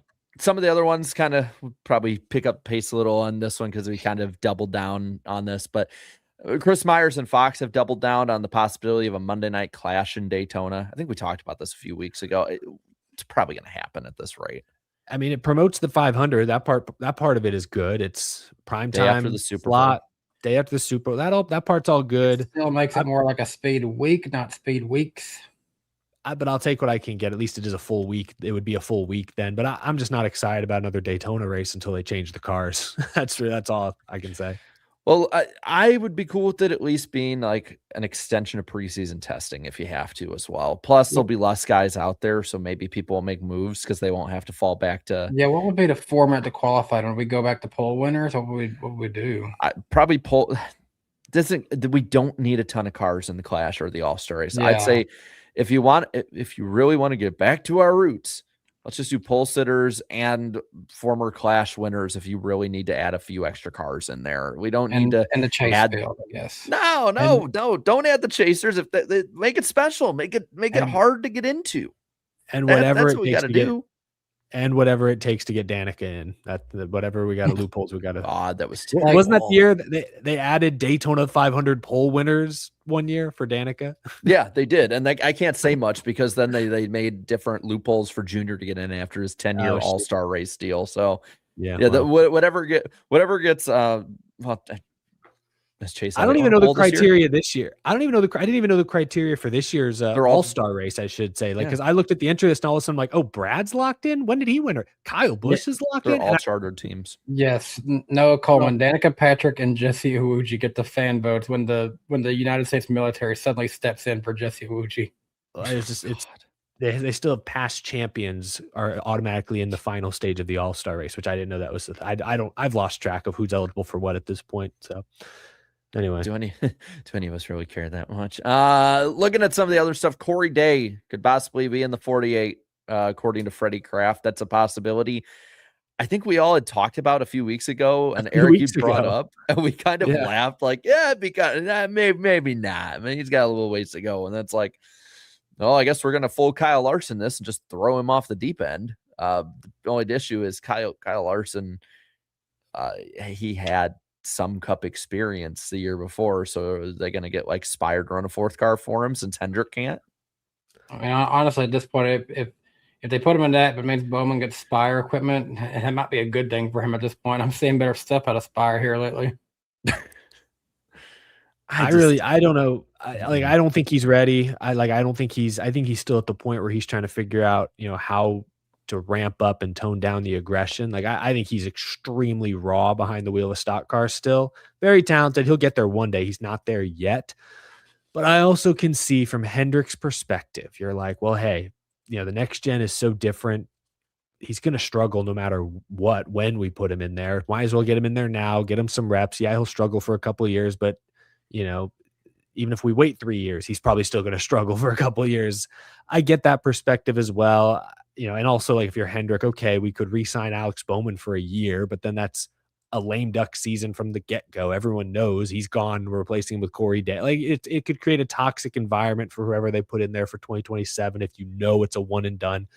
So I get why Hendrick might just be like, screw it. This kid's the future. Let's just sink or swim. Let's see what he's got. Let him start learning, but I call me a traditionalist on this front. I think you should spend at least, I think you need to have more than just one super speedway win in any of that. He doesn't have any ARCA wins. He doesn't have any truck wins. He's got one O'Reilly win, and it was Talladega. Like at least Connor Zilic, he was 18 years old when they announced he's going Cup racing. He had like 10 O'Reilly wins and like 10 ARCA wins at that point. Like at least he'd won like 20 pavement races. He had a Rolex watch. Corey Day's won a lot of dirt races. That's great, but you're not jumping straight from a sprint car to a Cup car at 20 years old and having any sort of success. So I hope they know what they're doing. I'm rooting for the kid. If they do it this next year, I think he's in over his head. We'll see if he can figure it out quick. On the back of my truck, I've got 3 stickers on the back of my truck in 3 different places. In the top of it, I've got a Tennessee Power T in orange text that says the University of Tennessee. Bottom right, I had the old Titans Flame logo on there, and I replaced it for the new logo. I have a feeling that my bottom left 48 Alex Bowman decal will probably have to change next year to a new number. What one do you think it'll be? 7 or 71. I don't know. Michael McDowell made it sound this week like he has a long-term contract, so I don't know that he's going anywhere. Maybe 21. Maybe it makes sense to go to Wood Brothers even. Yeah, actually, that doing worse than Barry's been. No. One more bit of reckless speculation. So I heard about this. Now, granted, these are trusted like beat writers and former writers on the podcast Purple Daily that I listen to. And this is about the NFL, but it can maybe possibly affect NASCAR. Apparently, NBC might actually lose their rights to the NFL and Sunday Night Football because of streaming services like Netflix and Prime, who have been offering billions more, possibly. What do you think this means for NASCAR? Do you think, because you got to think that time of the year, there's when's the NBA start? Like October? Yeah. So around the time that NASCAR is winding down, what does NBC sports wise really have September and like outside of the NFL that's huge. Now, there's probably some things they have, but They get maybe Notre you get Dame football. Saturday nights. Yeah. But what do they got on Sundays? You know, Let's see. There's no. I don't even know if they still have a hockey contract. But there's no hockey in September. Do they have any baseball? Any deal with MLB? I know baseball shuffled some I of think their that's rights more around. like a Fox and like Turner and stuff like That's that. historically an ESPN here and there. I don't know if they lost any of their stuff. I know Apple TV has a random game every now and then. It's kind of silly. and I see this right here. Like, I don't think NBC's losing Sunday Night Football. Yeah, I didn't think that all these streaming services were going to get Christmas games on Netflix and YouTube was going to get games. It's just about who has money. It doesn't get tradition don't matter because people have proven in this country they'll still watch. It doesn't matter where it's on. Like it could be on at midnight and If 10 us million at people will watch on NWP, Netflix. if I found oil in the backyard of my house and The I military suddenly would be come into there. a fortune, that too. But if I suddenly come into an oil fortune and NWP decided we wanted to air a football game, they would let us. They would. Yeah, I mean, they would. I mean, if we had billions of dollars, they'd be like, I don't care. People will find it. They'll find a way to watch it.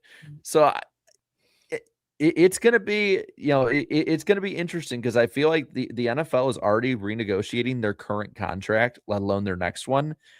And like it or not, what the big bad wolf does with the NFL affects every other little peon of a sports league that is around us. So, that's right, you folks. We're peons in this sports landscape compared to the NFL. Peons. I like that in word, this country. Yeah. I have a surprising vocabulary from time to time. One thing that was a surprise. Peon. That sounds like way bad. Well, one thing that was a surprise when it comes to news at midnight was Katherine Legge is attempting the double. Yeah, what the hell? What the hell? Where did this come from?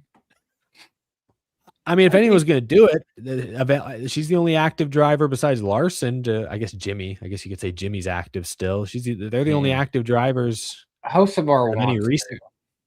He's there right now. I want Carson to wait until he's done a little more in Cup. You know what I'm saying? Like Larson, Larson didn't attempt it till he'd won a Cup championship, won a bunch of races. Like I want to see Hocevar doesn't have to win a championship track, but I don't want him to do it too soon. I want him to wait. Chili's would put up the money. Chili's would love having their brand seen in 2 races, I think. Maybe. I don't know. I mean, if he did it this year, I'd be excited for him. I'm just saying, like, I don't want to jump the gun too quick. Let's let things brew, sizzle a little bit. I think within the next 3 years, he will do it. This is a great point, though. Elf is on both the cars. They're getting great promotion out of this. Yeah. It was probably them.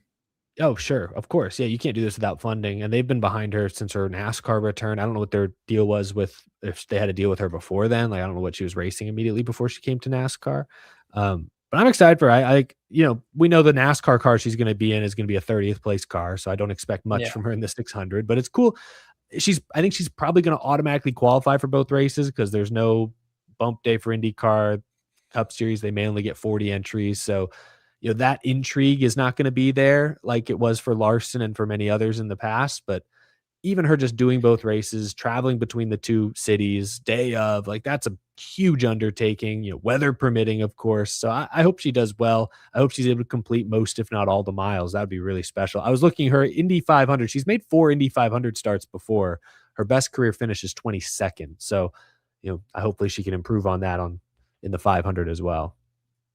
And the real question, will she complete more laps total than Kyle Larson? Honestly, that won't be that hard. Yeah. Right? Have you seen the advanced Indianapolis forecast? Granted, it's 11 days out, but it's rain. I don't. Yeah. Okay. Weather. How many laps did Larson complete in the Cup race 2 years ago?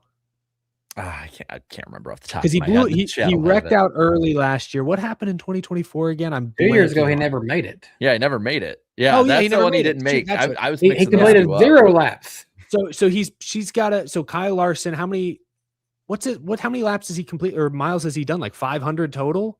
Like 500 is his max? Yeah, I think he's completed the Memorial Day like 450 did. basically. I think he flew al- more miles than he's driven. That's in probably one true. go. He did all 500 at Indy and then 0 at Charlotte in 24. And then he did like most of them at Indy, but then wrecked and then did not that many. So he's probably the most miles he's done in a day at this point is probably like a little over 500. So I'm gonna do math here. You guys talk for a little bit. I'm gonna do math behind the scenes. So it's a low bar to clear. I hope she does that and more. That'd be cool. I hope she gets as many done as possible. I think they said that she's going to be the oldest driver to attempt this and the first one that is not American, I believe, too, on top of being the first woman to attempt this. So it's like there's plenty of firsts on this one, and I would not be surprised on this one because with Larson, you knew he was going to be in the Cup race. So you didn't have to worry about it. I would not be surprised if like Steve O'Donnell or even if Jim France had to come down from the tower and basically like nudge one of the teams like, hey, I know you want to be that 41st car to enter in. Just like step off. Or like, hey, Jimmy, you got the open exemption here. Use it. They're gonna march right on down to Carl Long and pick on MBM Motorsports again and say, y'all get out of here. No, I'm just kidding. We'll give you $250,000 if you just pack up and go home. Yeah. We need this story to happen. How big is Indianapolis? 2.5 miles? Yep. All right. Hold on. Now let me. Oh gosh. Obviously, he never finished this and never did a single lap in the 2024. So that means in 2024 his number is 500. And so far, just the Indy 500, he only completed 91 laps. That's 227.5 miles. So how many miles did he complete at Charlotte? Cup race is going to have to really carry here, but I'm trying to get to that one right now. You just tell me how many. Crash Dane said he did about 600 last year, 600 miles. I'm finding him real quick. Hold on. Good God, man. Yeah, I think as long as weather permits, she should be able to pretty easily beat that. As long as weather permits and she stays in the race. I like that after so long, like we had like Kurt Busch do the double, but like there was that long ass dry spell. And now there's all these drivers from both sides that want to do it.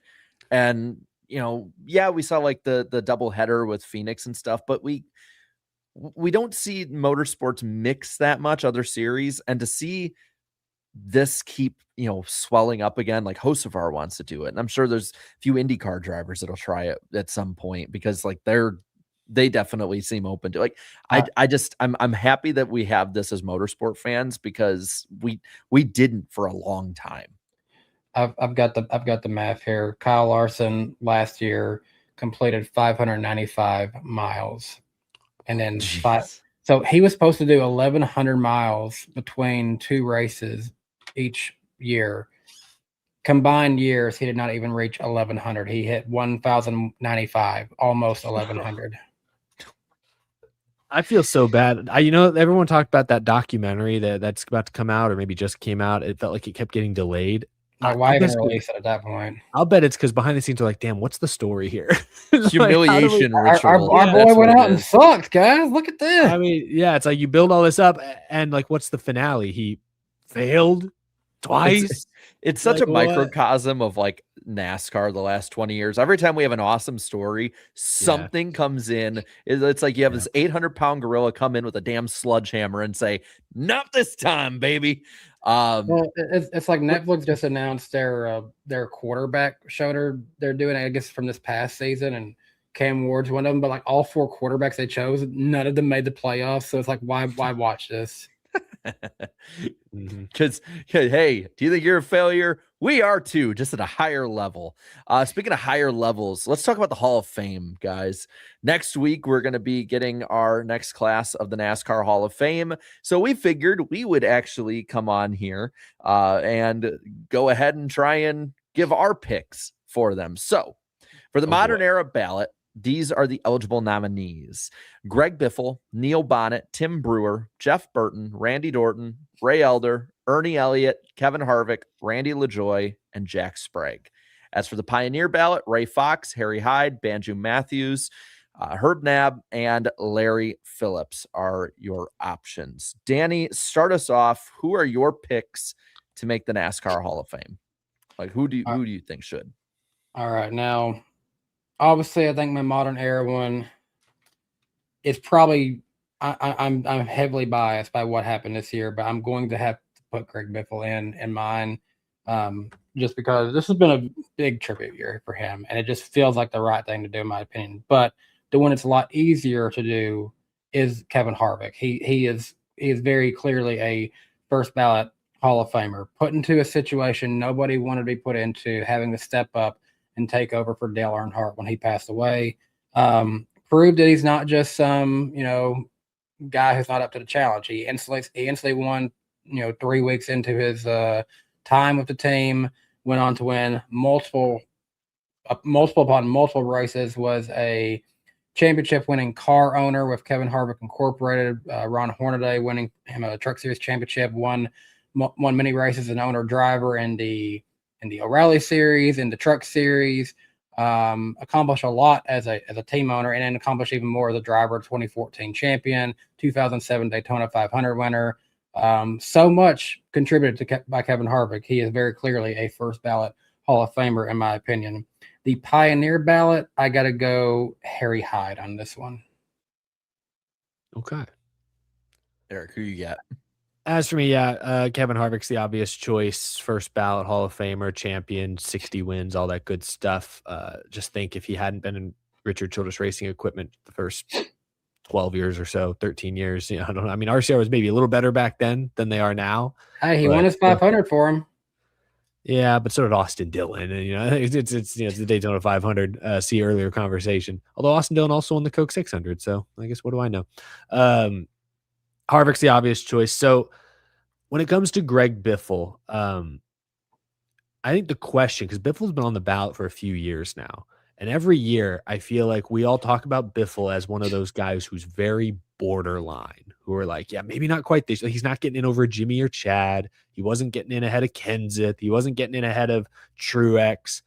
Or Truex hasn't been on the ballot yet, but he won't get it. Like there's a lot of guys that have been retiring the past few years where you're like, he's not ahead of those guys. So he keeps having to wait. But I think we all agree he is borderline. And so my take is, if you think Greg Biffle is ever going to reach the threshold necessary to be a Hall of Famer, if you ever think that's going to happen, then you should probably vote for him this year for all the reasons Danny said.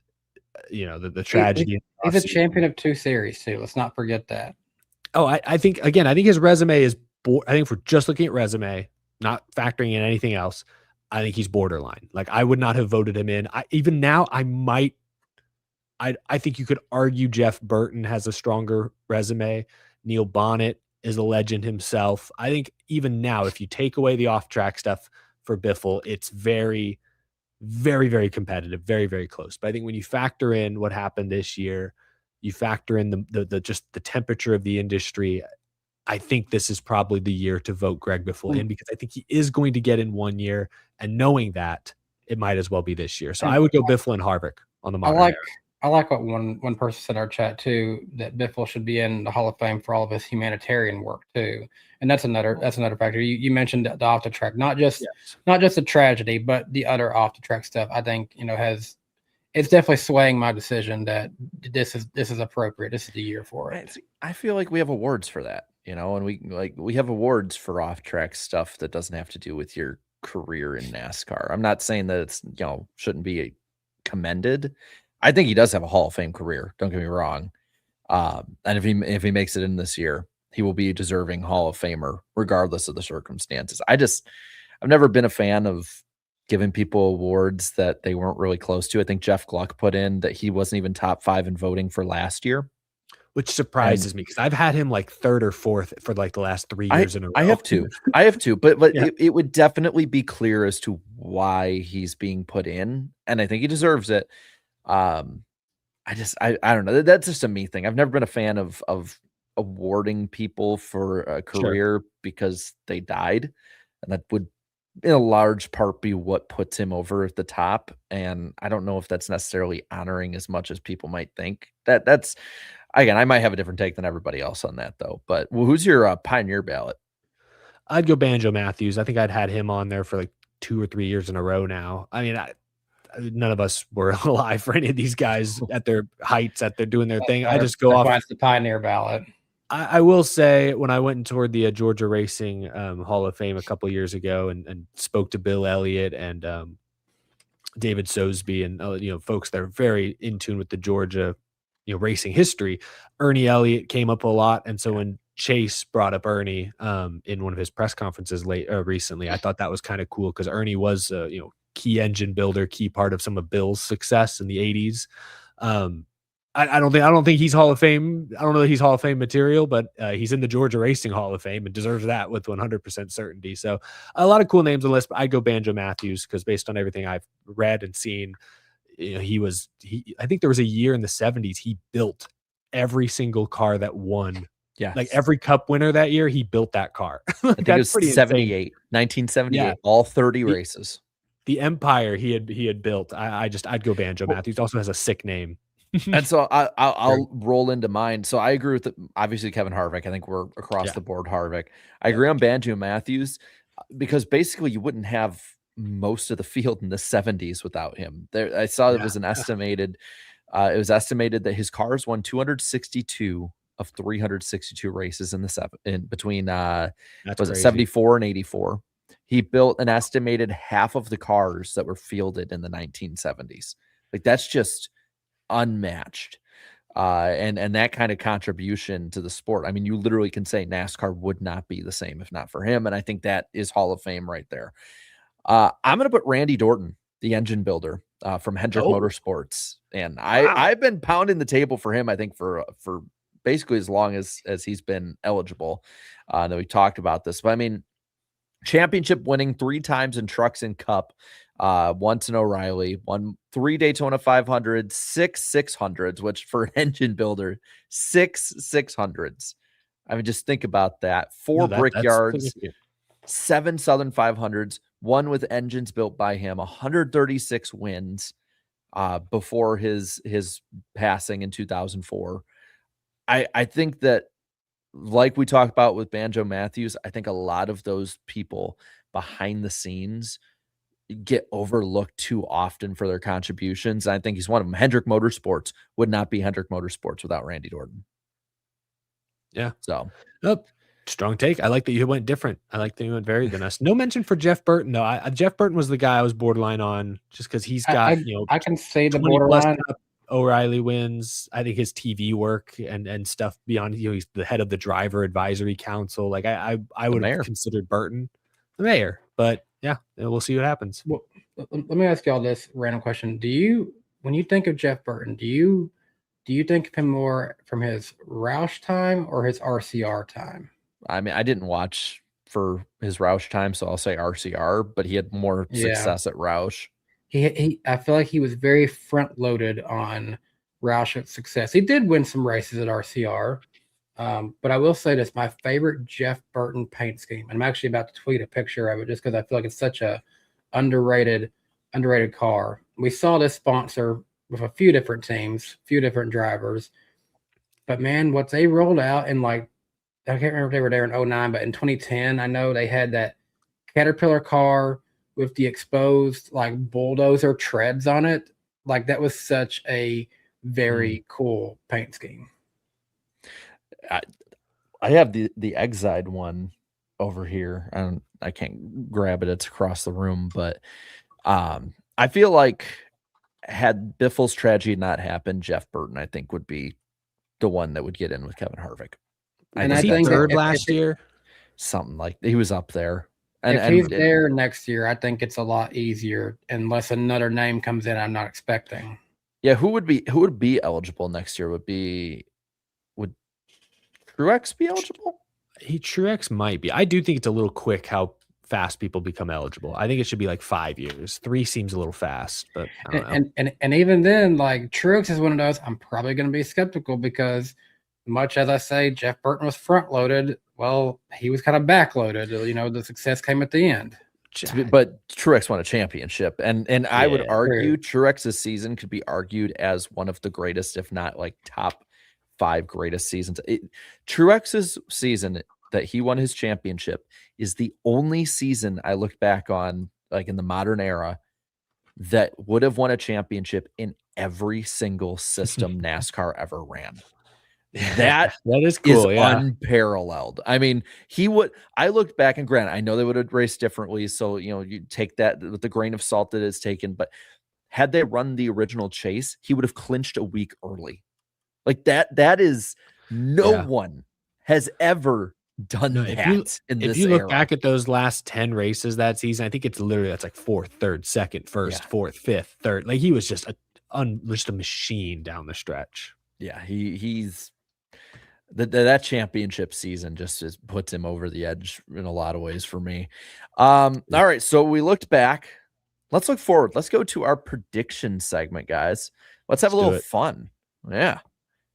Where's the graphic? There's the graphic. Yeah. Oh yeah. I got that one somewhere. I don't know where any of this stuff is because I added a million different things this week, but each host will, in this segment, we still have kept in and not added in 2 NASCAR Motorsports or show related predictions, and we'll keep track of them in our accountability sessions, and we'll try and keep them concise within a few years. So Eric, you're first. One of these ones I'm willing to change if like the spirit of the prediction. So you got the Connor Zilic one right. 2 for 3 ahead of SVG at the Glen.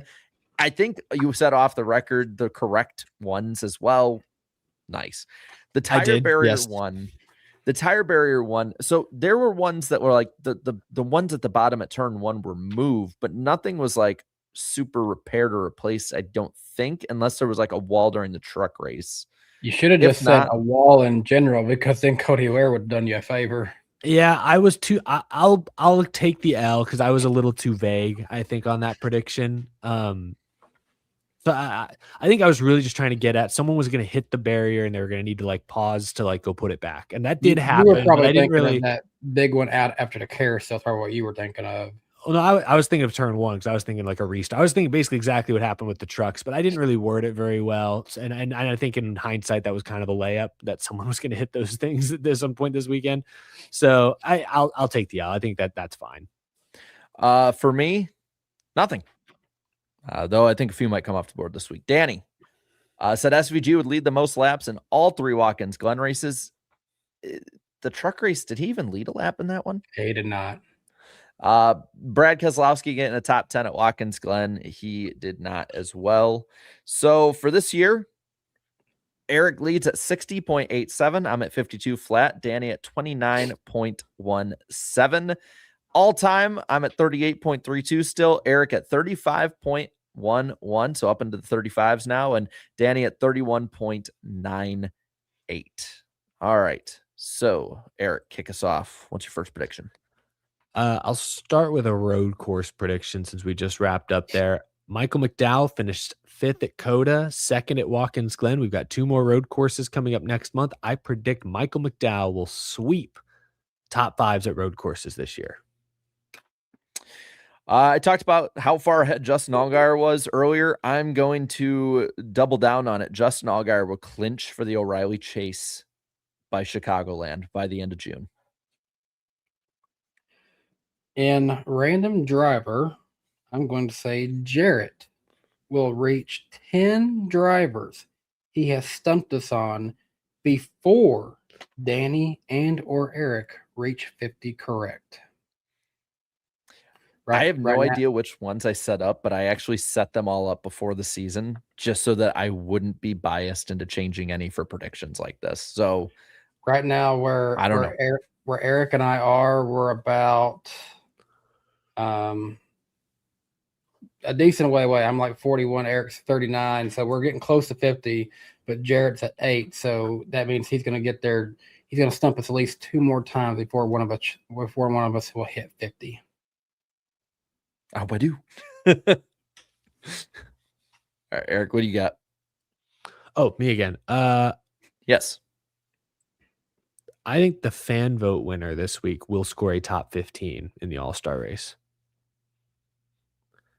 Alex Bowman, please come on. I mean, because I'm still kind of confused by the way they race in. He might even race his way in. I'm very confused by how this all works again. Oh, that's true. He could just race his way in. Okay, Connor Zilic.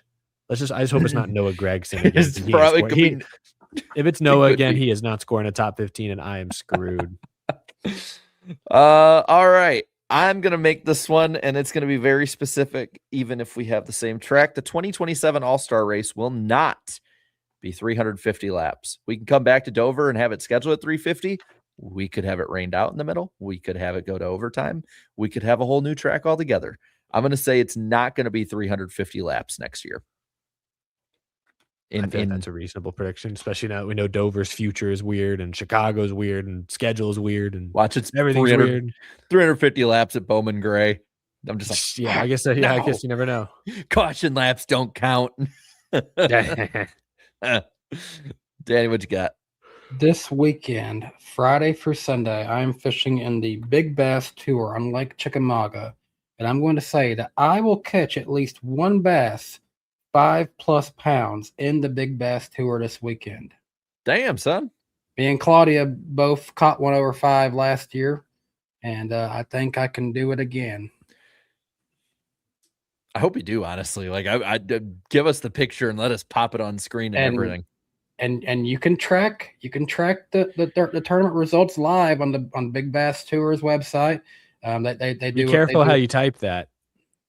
Bigbass.com or whatever it is. Just be careful how you type that. BS.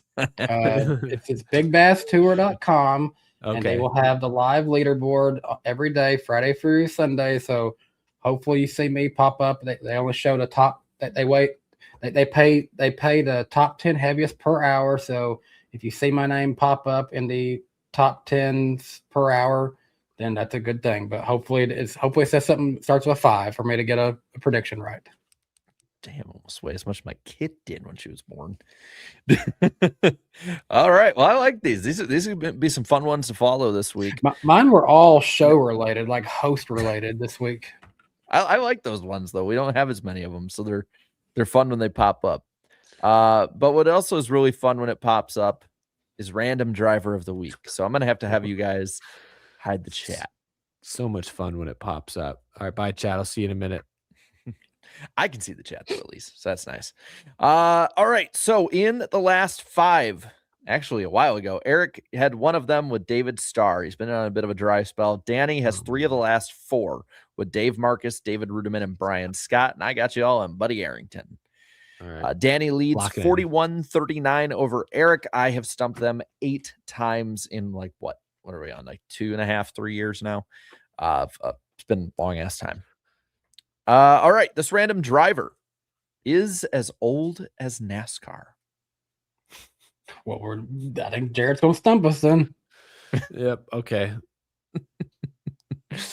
This like random the same age, born in like 78 or 78, 48. Yes. I think you got your numbers mixed up on that. Yeah, one, they are They're 78 like years old. 80 something. I like how the chat's all these like, oh, it's gonna be the Siegs or Kaz Gralla, and I'm like, I certainly hope, but that Benjamin Buttonham. I'm going to try to guess one on the first clue because I never did it. But is it Darrell Waltrip? Darrell Waltrip. Okay, it's worth a shot. Good guess. Good guess. This random driver is from Jackson, Mississippi. We got married in a field. I figured Eric does that all the time. I might as well try that. It was a good shot. No, that was a good shot. Let's see. This random driver made 6 O'Reilly starts. Okay. And 402 Cup starts. All right. We have a shot at this one, boys. This random driver is a 6-time U.S. karting champion.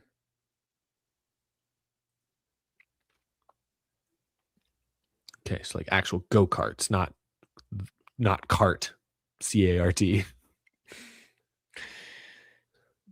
This random driver in 1978 beat Ayrton Senna for a karting championship. It's pretty cool. Like looking at the chat. Chat's got it. Damn, chat's got it. Okay, good for y'all, chat. Sorry, we're stupid. Yeah, we're not. Yeah. Actually, in 2006, the International Kart Federation established an Achievement of Excellence Award for this random driver. Like an From honor. Jackson, Mississippi. Oh my goodness. From Okay. Jackson. Going to Jackson.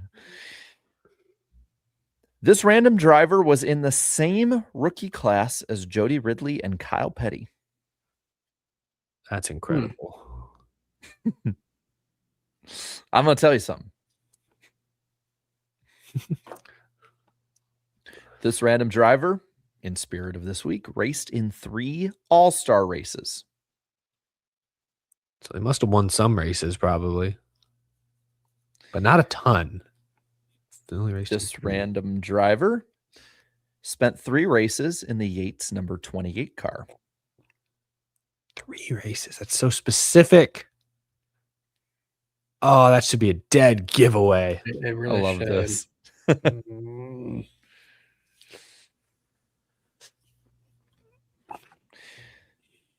This random driver has 1 career cup win. Just one? Just one. Okay. Maybe he won the fan vote to get in that all-star race a couple times. This random driver's only cup win was at Darlington. How old is Regan Smith? No. Just kidding. Imagine Regan Smith beating Ayrton Senna for a championship.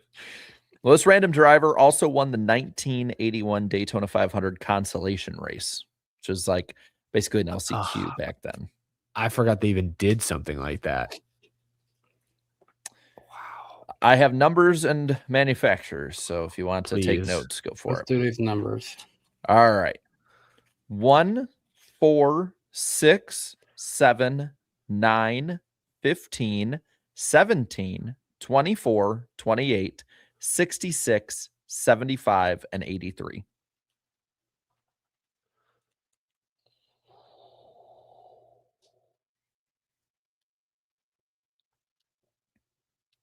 Nope, I got nothing.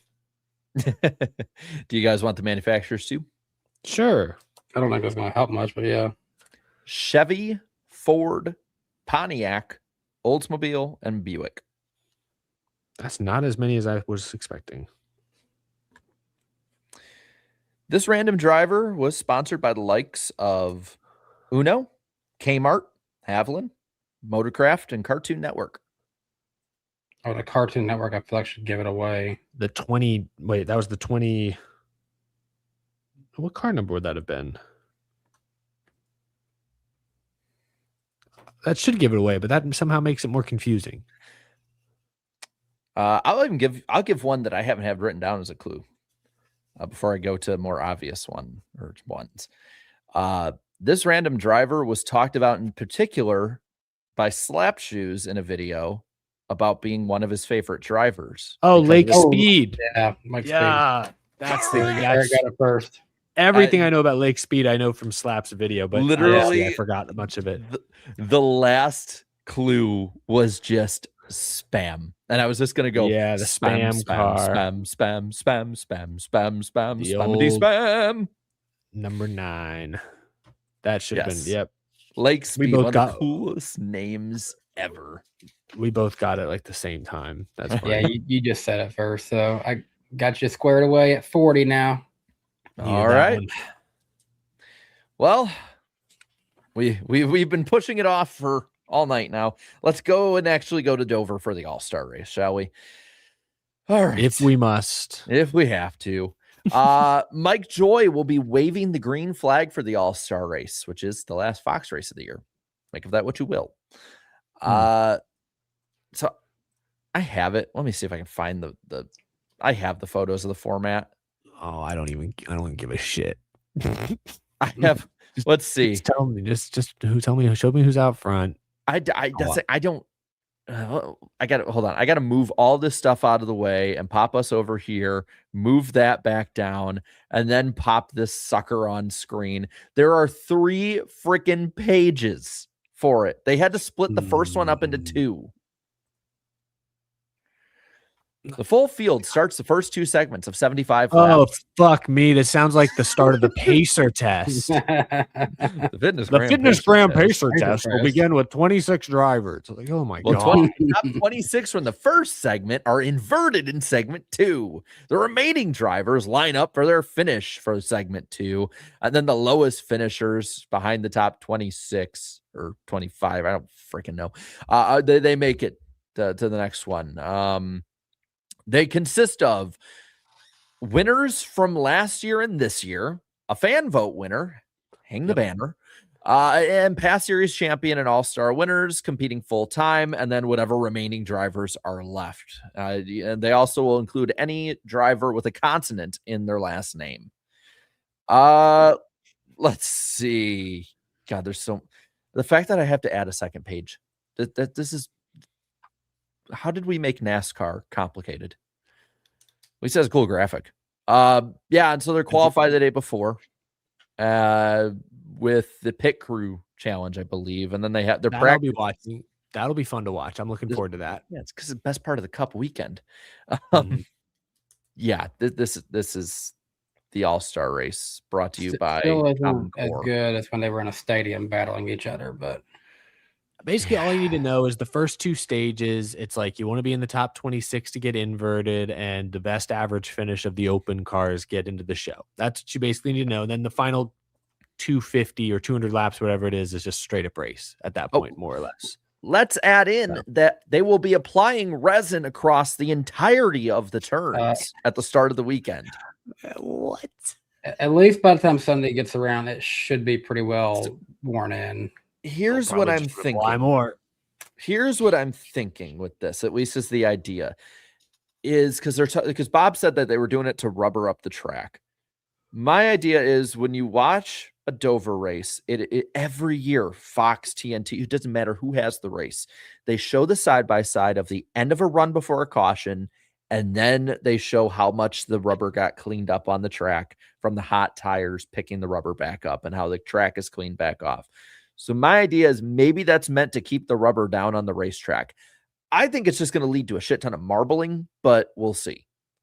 I hope it works. I feel like it's probably just going to ruin the truck and O'Reilly races. It's just the 36 charter teams. There's nobody worth while that's new coming into this race for Cup. Ross Chastain to be in the JRM number 9 in the O'Reilly race. As for the truck series, Brandon Jones in the Tricon 1, Sawalich in the 5, Kyle Busch in the Spire 7, Chastain in the 45 for Nice, Halmar Friesen in the 62 will have Christopher Bell, and you have Carson Hocevar in the 77 for Spire. The truck race is the... Sorry, Go ahead. I was just gonna say, I feel like Chastain in that Nice trick is no longer scary anymore. It's like, oh, Chastain in the 45. It's the gif of LeBron, just like Exactly, that's what I'm thinking of. yeah. The truck race will be the EcoSave 200 laps, 45, 110 at. Did I put this in right? Is it really at 5 Eastern time? That sounds right. I was just looking at.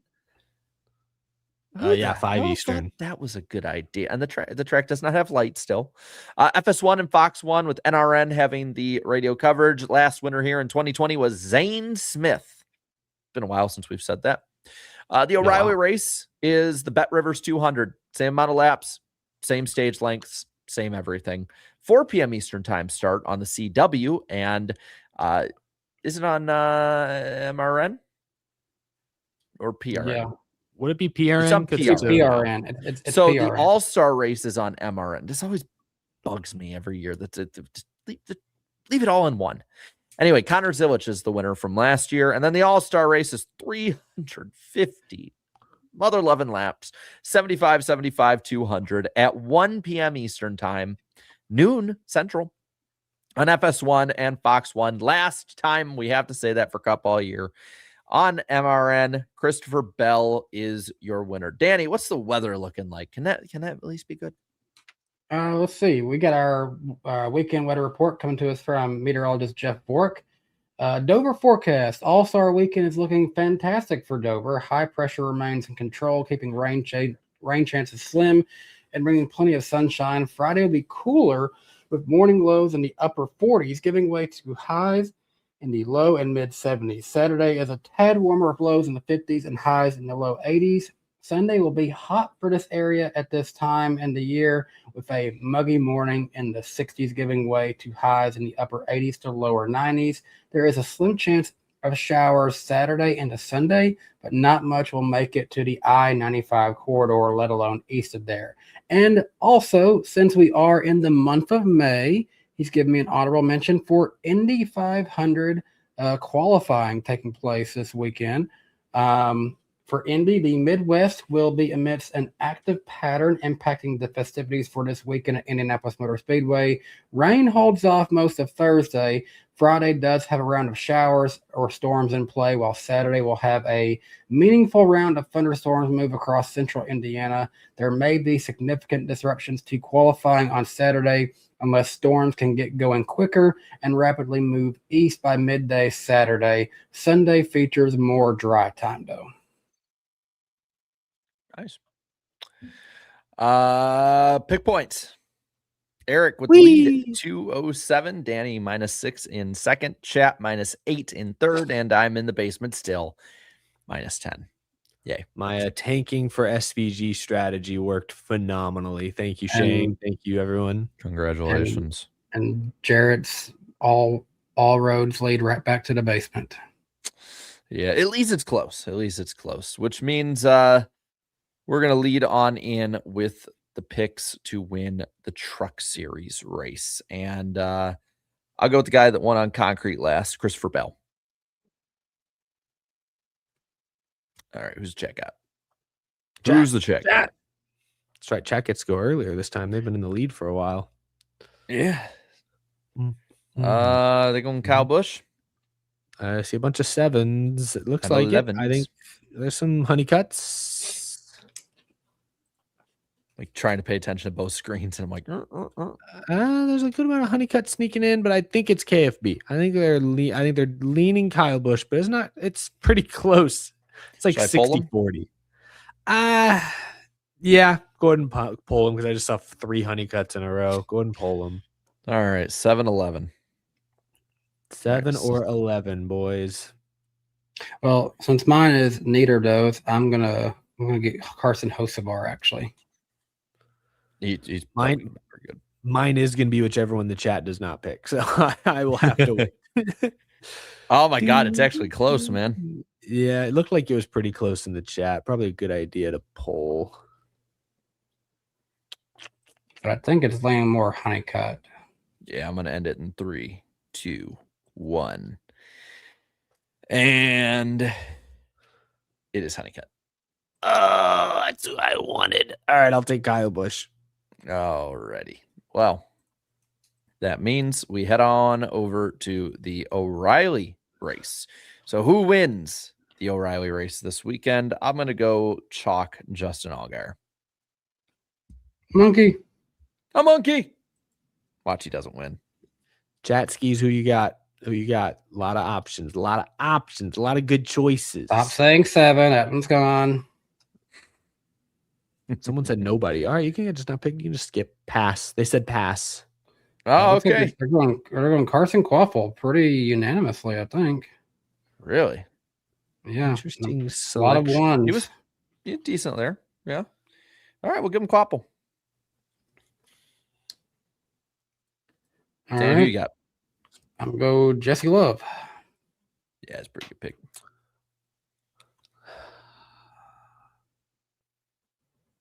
I'm going to go Brent Cruz. I'll say this. I had written down Ross Chastain, but I don't know, man. I don't know. So I'm going Brent Cruz. I just remember the Gibbs cars were fast here last year. That might be a steal. That honestly might be a steal. We might have gifted you one. Brent. I'll for the suck pick, or we can add miss if we want. I'm gonna go Ryan Preece. Oh, do tell. Chat. Who do we got? They can do Fox this week. Yeah, it's the last one of the year. If you guys want to do Fox, go for it. Let them do Fox. Yep. Watch, we're gonna see.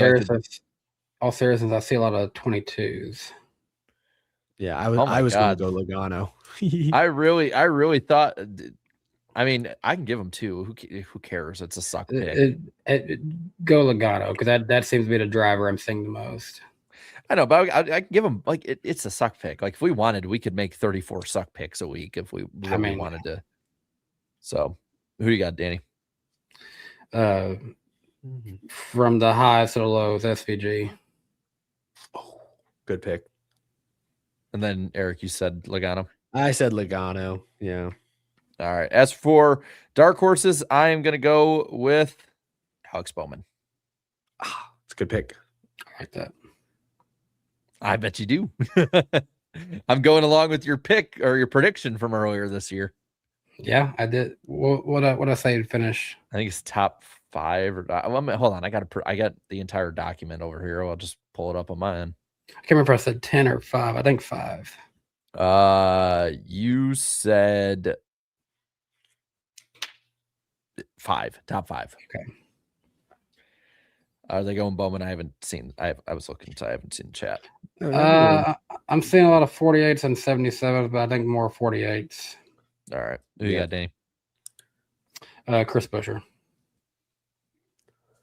I got Kyle Busch. Might as well. He's had a couple of good runs in a row. Kyle Busch. He's locked in because he's a past champion. And only that. All right. Who is going to win the All-Star race this year? I'm going to go with Denny Hamlin.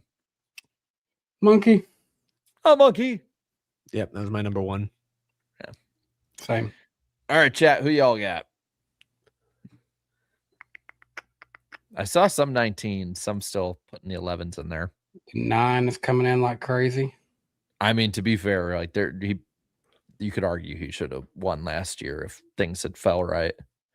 Yeah, there are a lot of 9s and some 5s, but I think there's a lot of 9s. I just saw 4 in a row. More 9s than anything. Let's go. Chase Elliott. All right. Well, my 1 and my 3 pick both gone. So meet in the middle for number 2, Alex Bowman. Oh, he's gonna do it. Let's go. Isn't he in the Bowman Dragon won the car? All-Star race, and bye-bye Dover. Bulldoze it down. Isn't he in the Dragon car? He is in the Dragon car. Oh my god. I gotta figure out how to put a dragon in the graphic this week. How about Alex Bowman? C-Bale. Yeah, I'll take All Christopher right. Bell.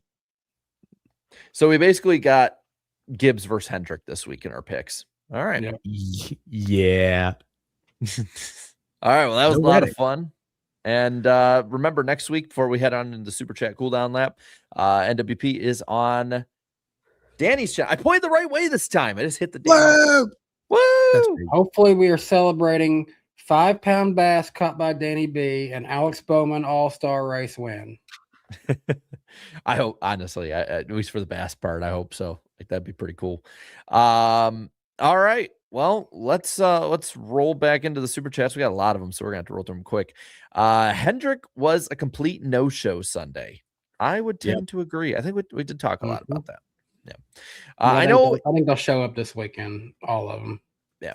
I know it probably won't or can't happen, but I would love to see SVG attempt the double. I'm curious to see how his talent would translate to IndyCar. Maybe not as good as Cup. That's for sure. Truly horrifying thought SVG and Hendrick equipment. I mean, horrifying for him this week. Yeah, actually, this week it might have been the kryptonite the rest of the field needed. KB was better than SVG at Coda 25. I don't know, but Magic. It happened. Proud to present your Fox coverage this year from Calypso. That's who it was. Is Calypso a mod on this channel?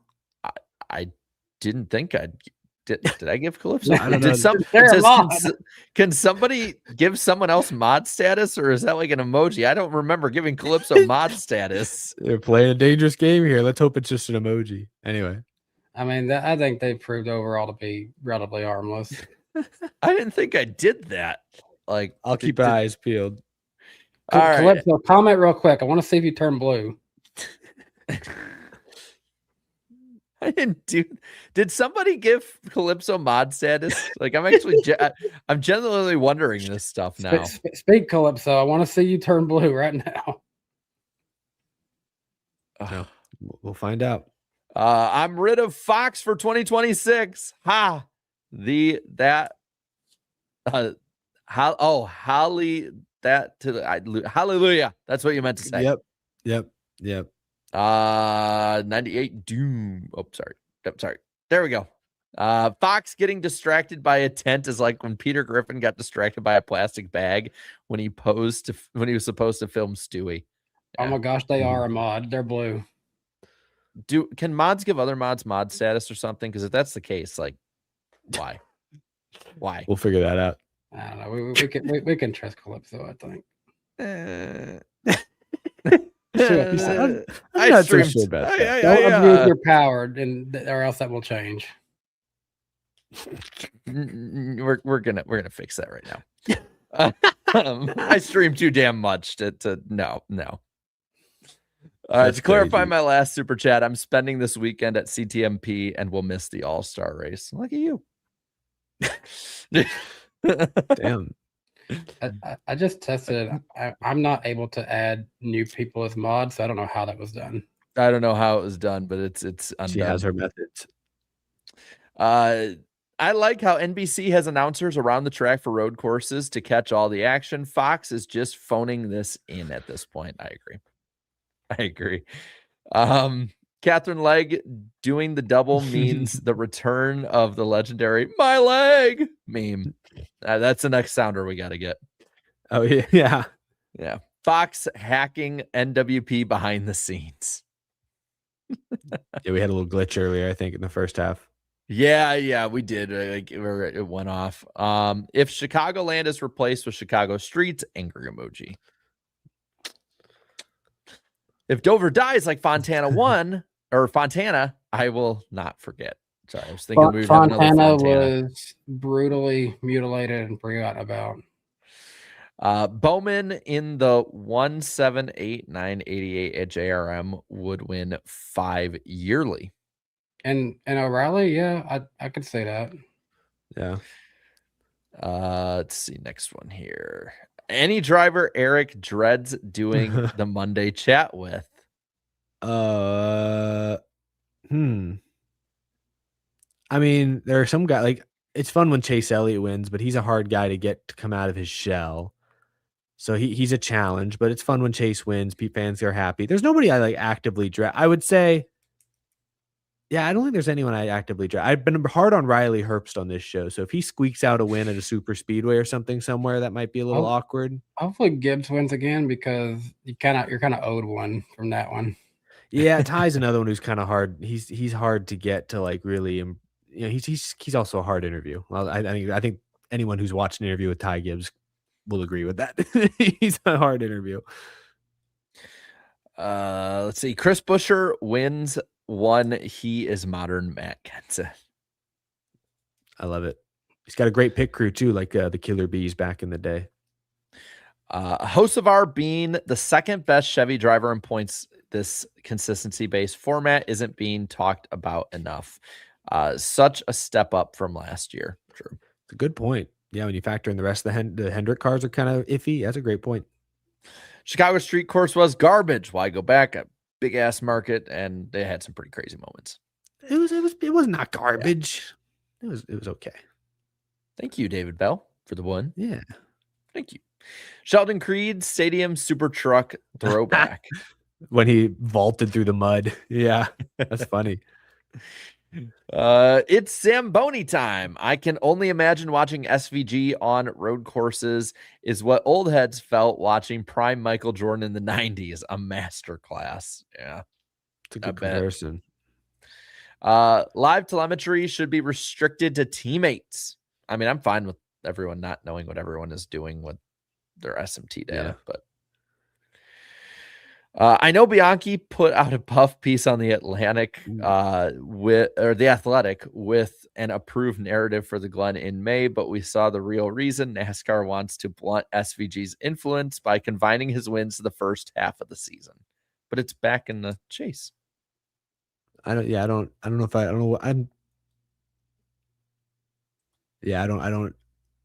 think they care. I don't think they care when. I don't think they care when SVG wins his. I think they'd like him to win a chase race so that when he's in the chase, it looks like he's, competitive. deserves to be there. Anyway. Did you know there's an entire ride, the Dente music video on YouTube with 4.7 million views? I remember What are when y'all- it come out. I remember it come out thinking it was AI made, but didn't just sung by a real person. Well, yes. What are y'all's favorite NASCAR-isms and catchphrases? Ride the Dente, Hail Melon, how bad you got it. How bad you got it was pretty good, man. That was a pretty good one. I like the damn I'm good shirt that Earnhardt wore in those photos. That's a low key one I like. I think it's hard to beat soda cookies. That was soda cookies. On the note of like AI generated songs, have y'all heard that Luke Bryan song that's like been kind of memed lately? It's like the worst song I've ever heard in my life. Sorry, Luke Bryan fans. I don't know what the hell. Yeah, wait. I see Josh in the chat literally says, "Shout out Luke Bryan." Yeah, he's got some. I don't know. Just fine. We'll find it after the fact. It's like AI generated country music. 28 years old is confirmed Unk now on NWP. Yeah, so we're all there. Yeah. Talking about Raja in the 32. How about my boy Carson in the 91 swapping seats with Decker every few weeks?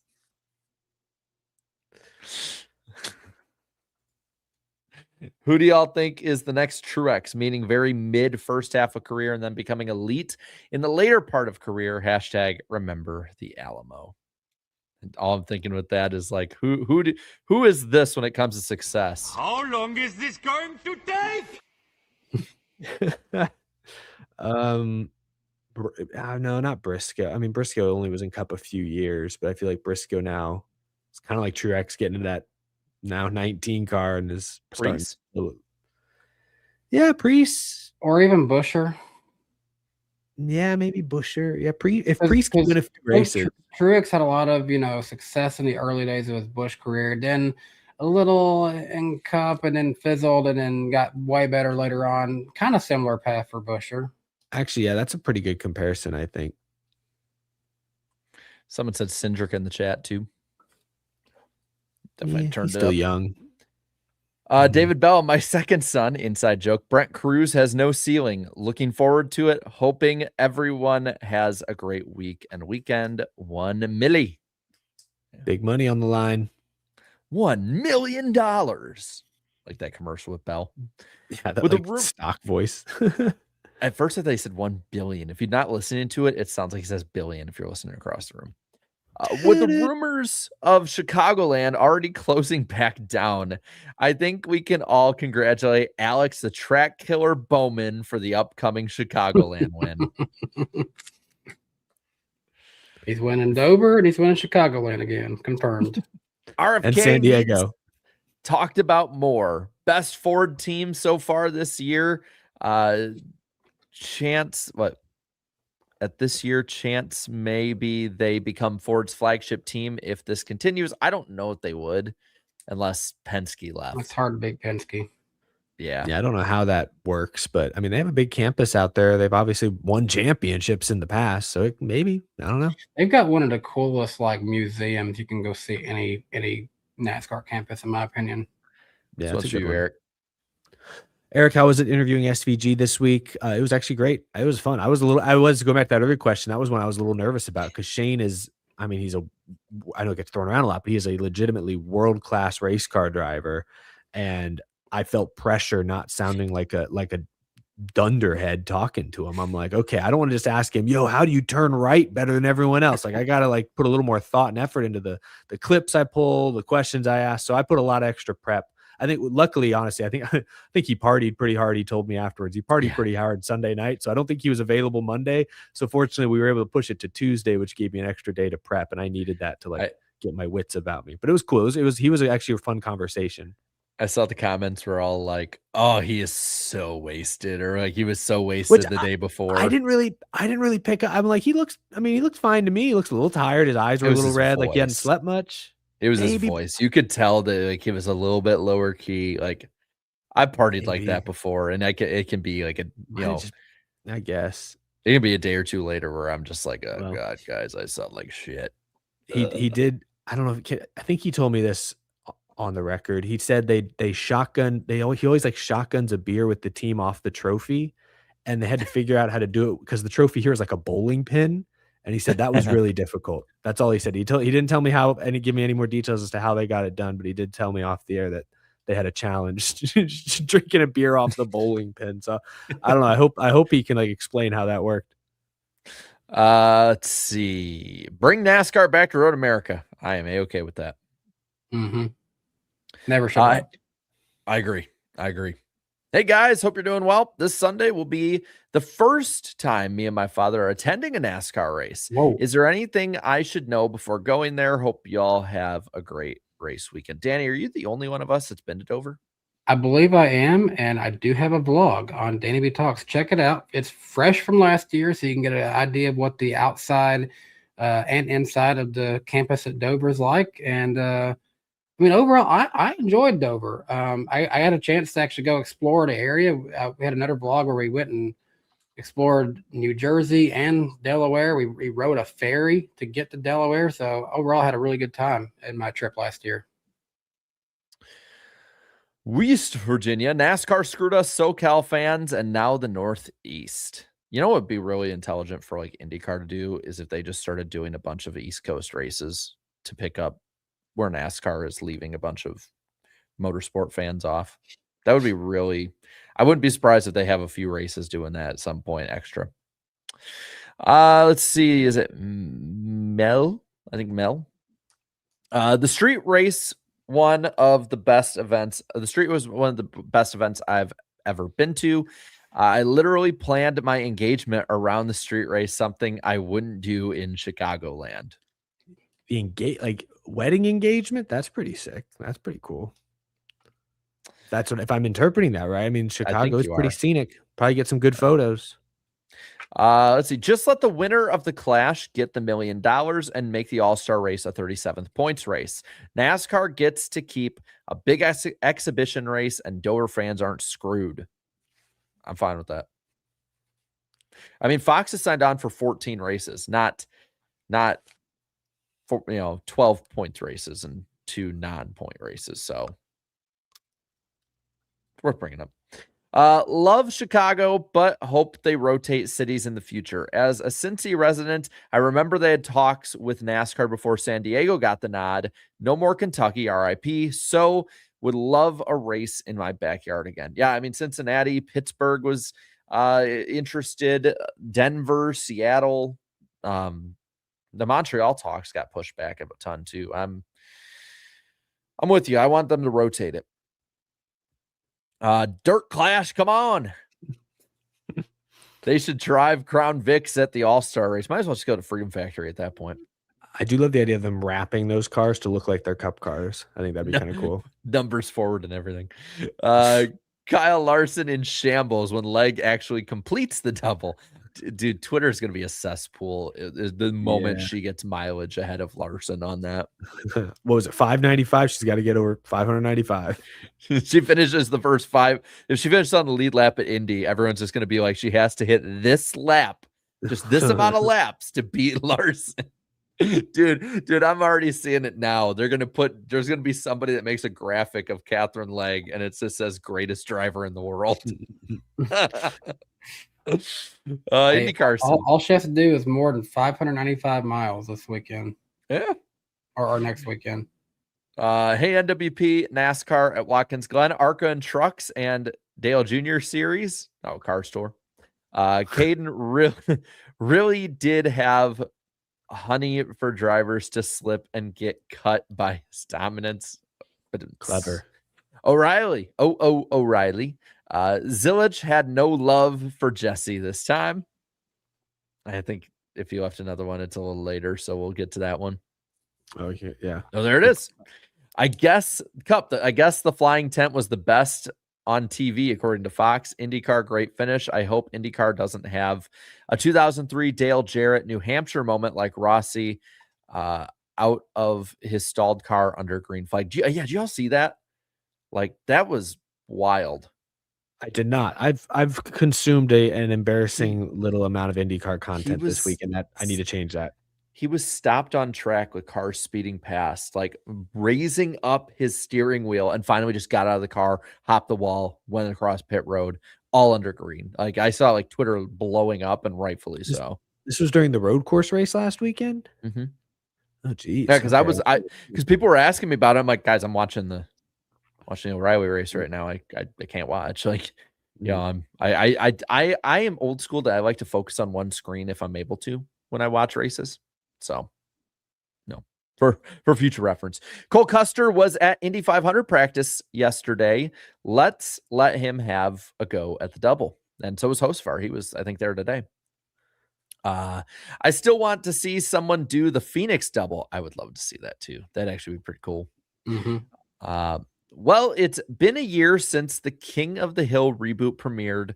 What bit surprised you the most? Boomhauer getting a girlfriend, Dale becoming the mayor of Arlen, or Buck Strickland still being alive? The Dale joke was great because he won an election and then contested his own election because he didn't trust the government. I honestly think that surprised me more was actually Khan and his wife getting a divorce. Yeah, I'm gonna be honest. You know what surprised me about it? It was good. It was like that. I enjoyed every second, and I'm glad they signed on for like 3 more seasons, and I'm glad. Yeah, it's not very often these reboots are good. I mean, they did exactly what you should do with something like this, and they aged them appropriately. Yeah. Beast of Metal. I feel besides modern day / Pioneer split, they should also separate crew and shop figures into their own category and put execs and owners into another, and put inactive 75 greatest drivers in over next decade.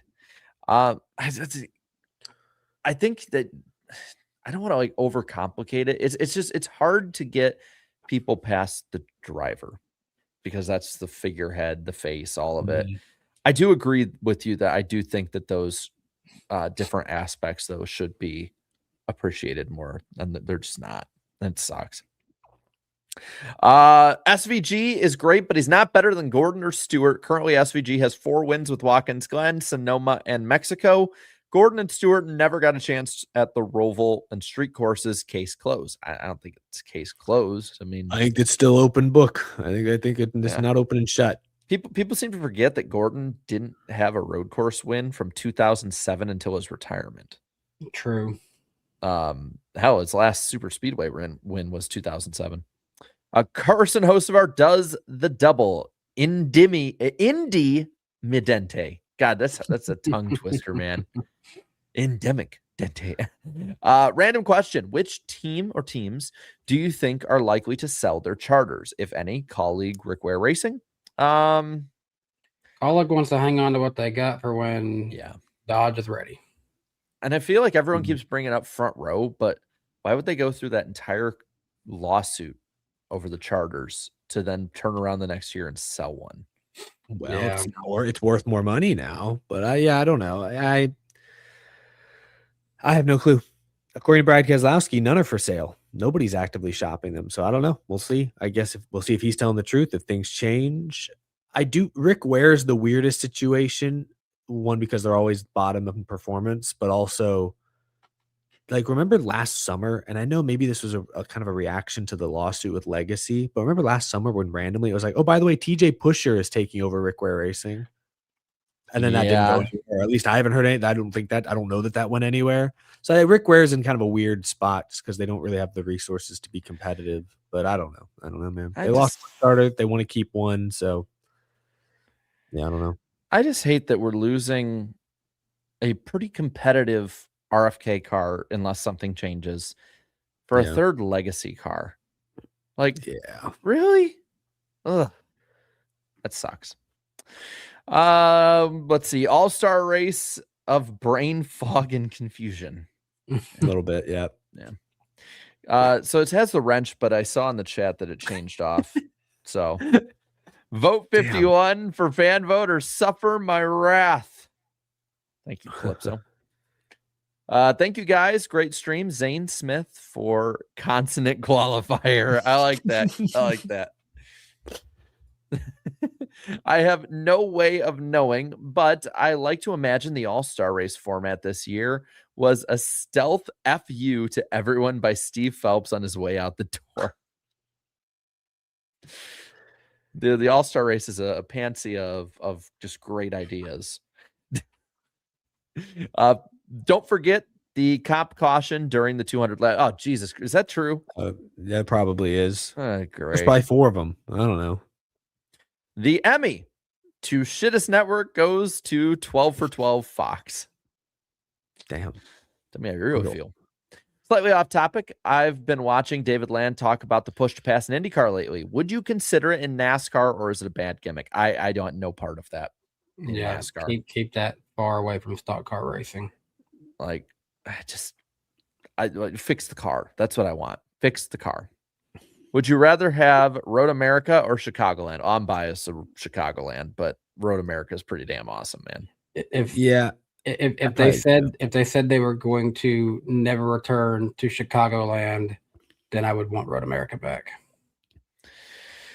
Let's see. Had a driving lesson a while back. Got to talking about racing with the guy, and he said that he was the driving instructor for Kaz Grala. Thought that was cool. That is pretty cool. That is very cool. Cool Nice. connection. What is Kaz doing these days?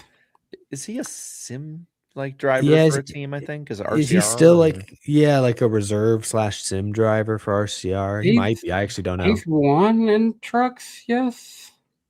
I can't remember. The great question. Chat will let us know. Has he? No, someone's saying he's a sim driver for Legacy. I thought that was Harrison Burton. It switches all the time. Yeah, yes, that's true.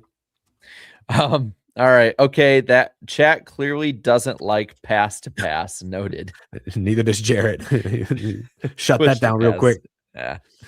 If Legge finishes lead lap at Indy and within 3 laps of the leader in the 600, she'll have completed more mileage than both Larson's doubles combined. The other part of it too, and granted it's a long race, so she laps down count, but if it goes into like multiple overtime, she could still get the 1100. Ooh, she could get over 1100. Did Tony Stewart do that? God, dude, that would be. What if by that technicality she finishes the most miles anyone's ever finished in the double? It goes like into quadruple overtime. Oh, and it's like, by the way, happens. Katherine Legge is at like 11:01, and we're about to go green in 3 laps. I hope she does that. That'd be awesome. Oh, that would be amazing. All right, I think we got one more here. By the way, Kaz Grala has won in NASCAR. He won a 2017 race at Daytona at 18 years old in the 33 truck. I forgot about that one. Damn, I forgot about that one. Cool. GMS Racing. Good pack rat. Closes us out. Saying Richard Childress will be racing at Cleats race. I didn't know that. Like he'll be driving it himself? Good for him.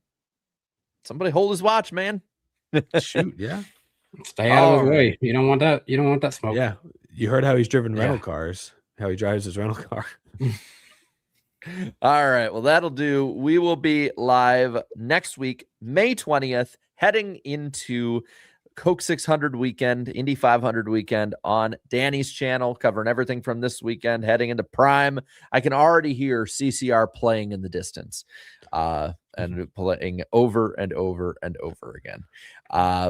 But that'll do it. Thank you guys so much for coming out, hanging out with us. It was a lot of fun, and great show. See you next week, guys. Drivers! Start your engine! Be plenty of carnage, so full head on them, wound up. Yeehaw, boys. Holy. It's a junkyard. Spend too much time hitting people. Chill, second. No gas, gotta hang off here. Don't overdrive. Just let me do my job. 2 times. I don't care if I wreck the whole field. I'm over him. He's just a moron. That was an absolute bull. Not clear. Awesome. I tell you, Mama ain't raising no. What the f*** are you doing out here? People are saying, just racing like idiots. I don't care. Just let me drive.